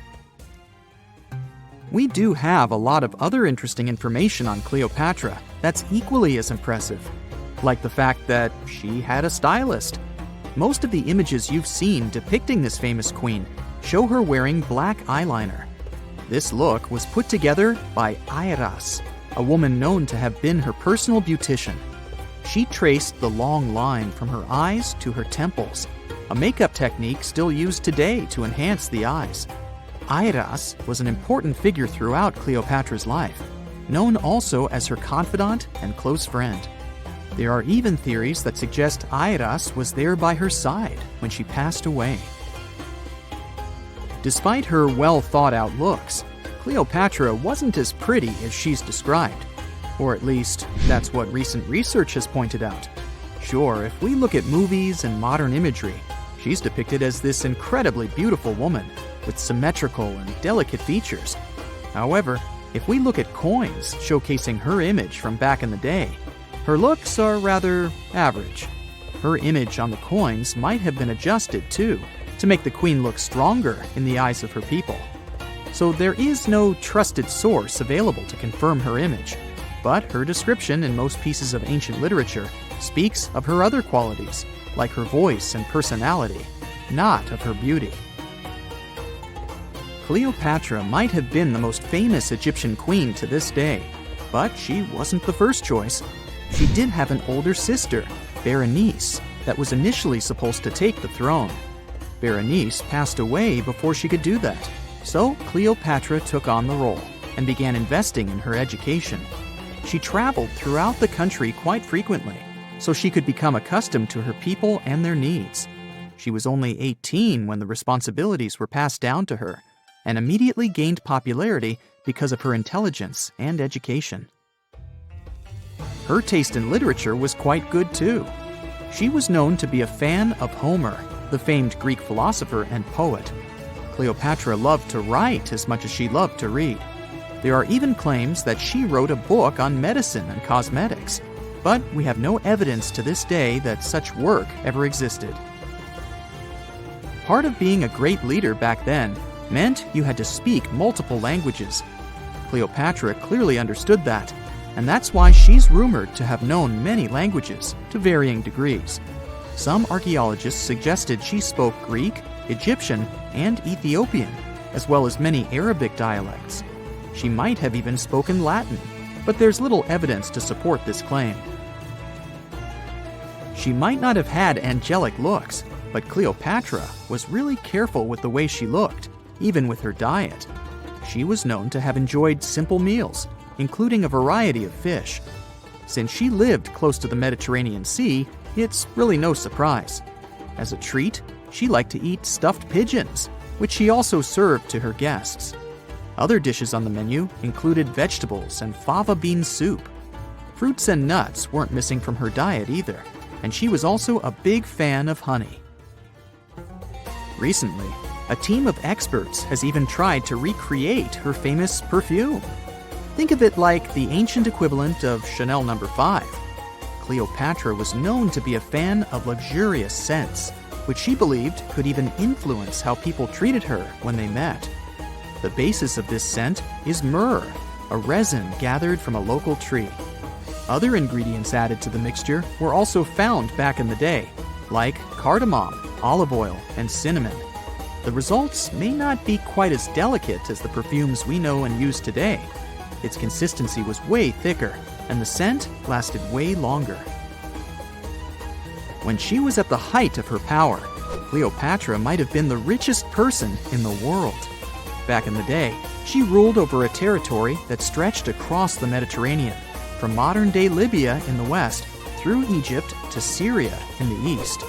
This is the largest territory ever ruled over by a woman. In today's currency, her worth might have been somewhere around $95 billion. The calendars we use today may have been introduced by Cleopatra herself. She presented the idea of leap years and leap days to Caesar, the Roman emperor she was known to have been close with. Taking her advice, Caesar made these adjustments part of the official Roman calendar. The ancient Egyptians already knew the year was longer than precisely 365 days. They discovered this by studying the brightest star in the sky, called Sirius, and concluded that a year is actually 365 and 1/4 days long. It was Elizabeth Taylor that famously introduced Cleopatra to pop culture when she played her in the 1963 film bearing the same name. Up until that point, it was the most expensive film ever made. It was originally supposed to cost somewhere around $2 million, but ended up costing a mind-boggling $44 million. That's mostly because of script and production issues. To make this iconic movie, producers created 79 sets from scratch, as well as over 26,000 costumes for the cast. Elizabeth Taylor's Cleopatra costumes alone cost somewhere around $200,000. Thankfully for the producers, the movie made headlines and was well received by critics, making it a box office success. A lot of people associate Cleopatra with another famous Egyptian ruler, King Tutankhamun, nicknamed King Tut. Surprisingly, apart from both of them being Egyptian pharaohs, they have nothing else in common. For starters, King Tut lived around 1,300 years before Cleopatra did, and there is also no connection regarding their ancestry. Cleopatra had Macedonian Greek roots, while King Tut was a native Egyptian. That's it for today. So hey, if you pacified your curiosity, then give the video a like and share it with your friends. Or if you want more, just click on these videos and stay on the bright side.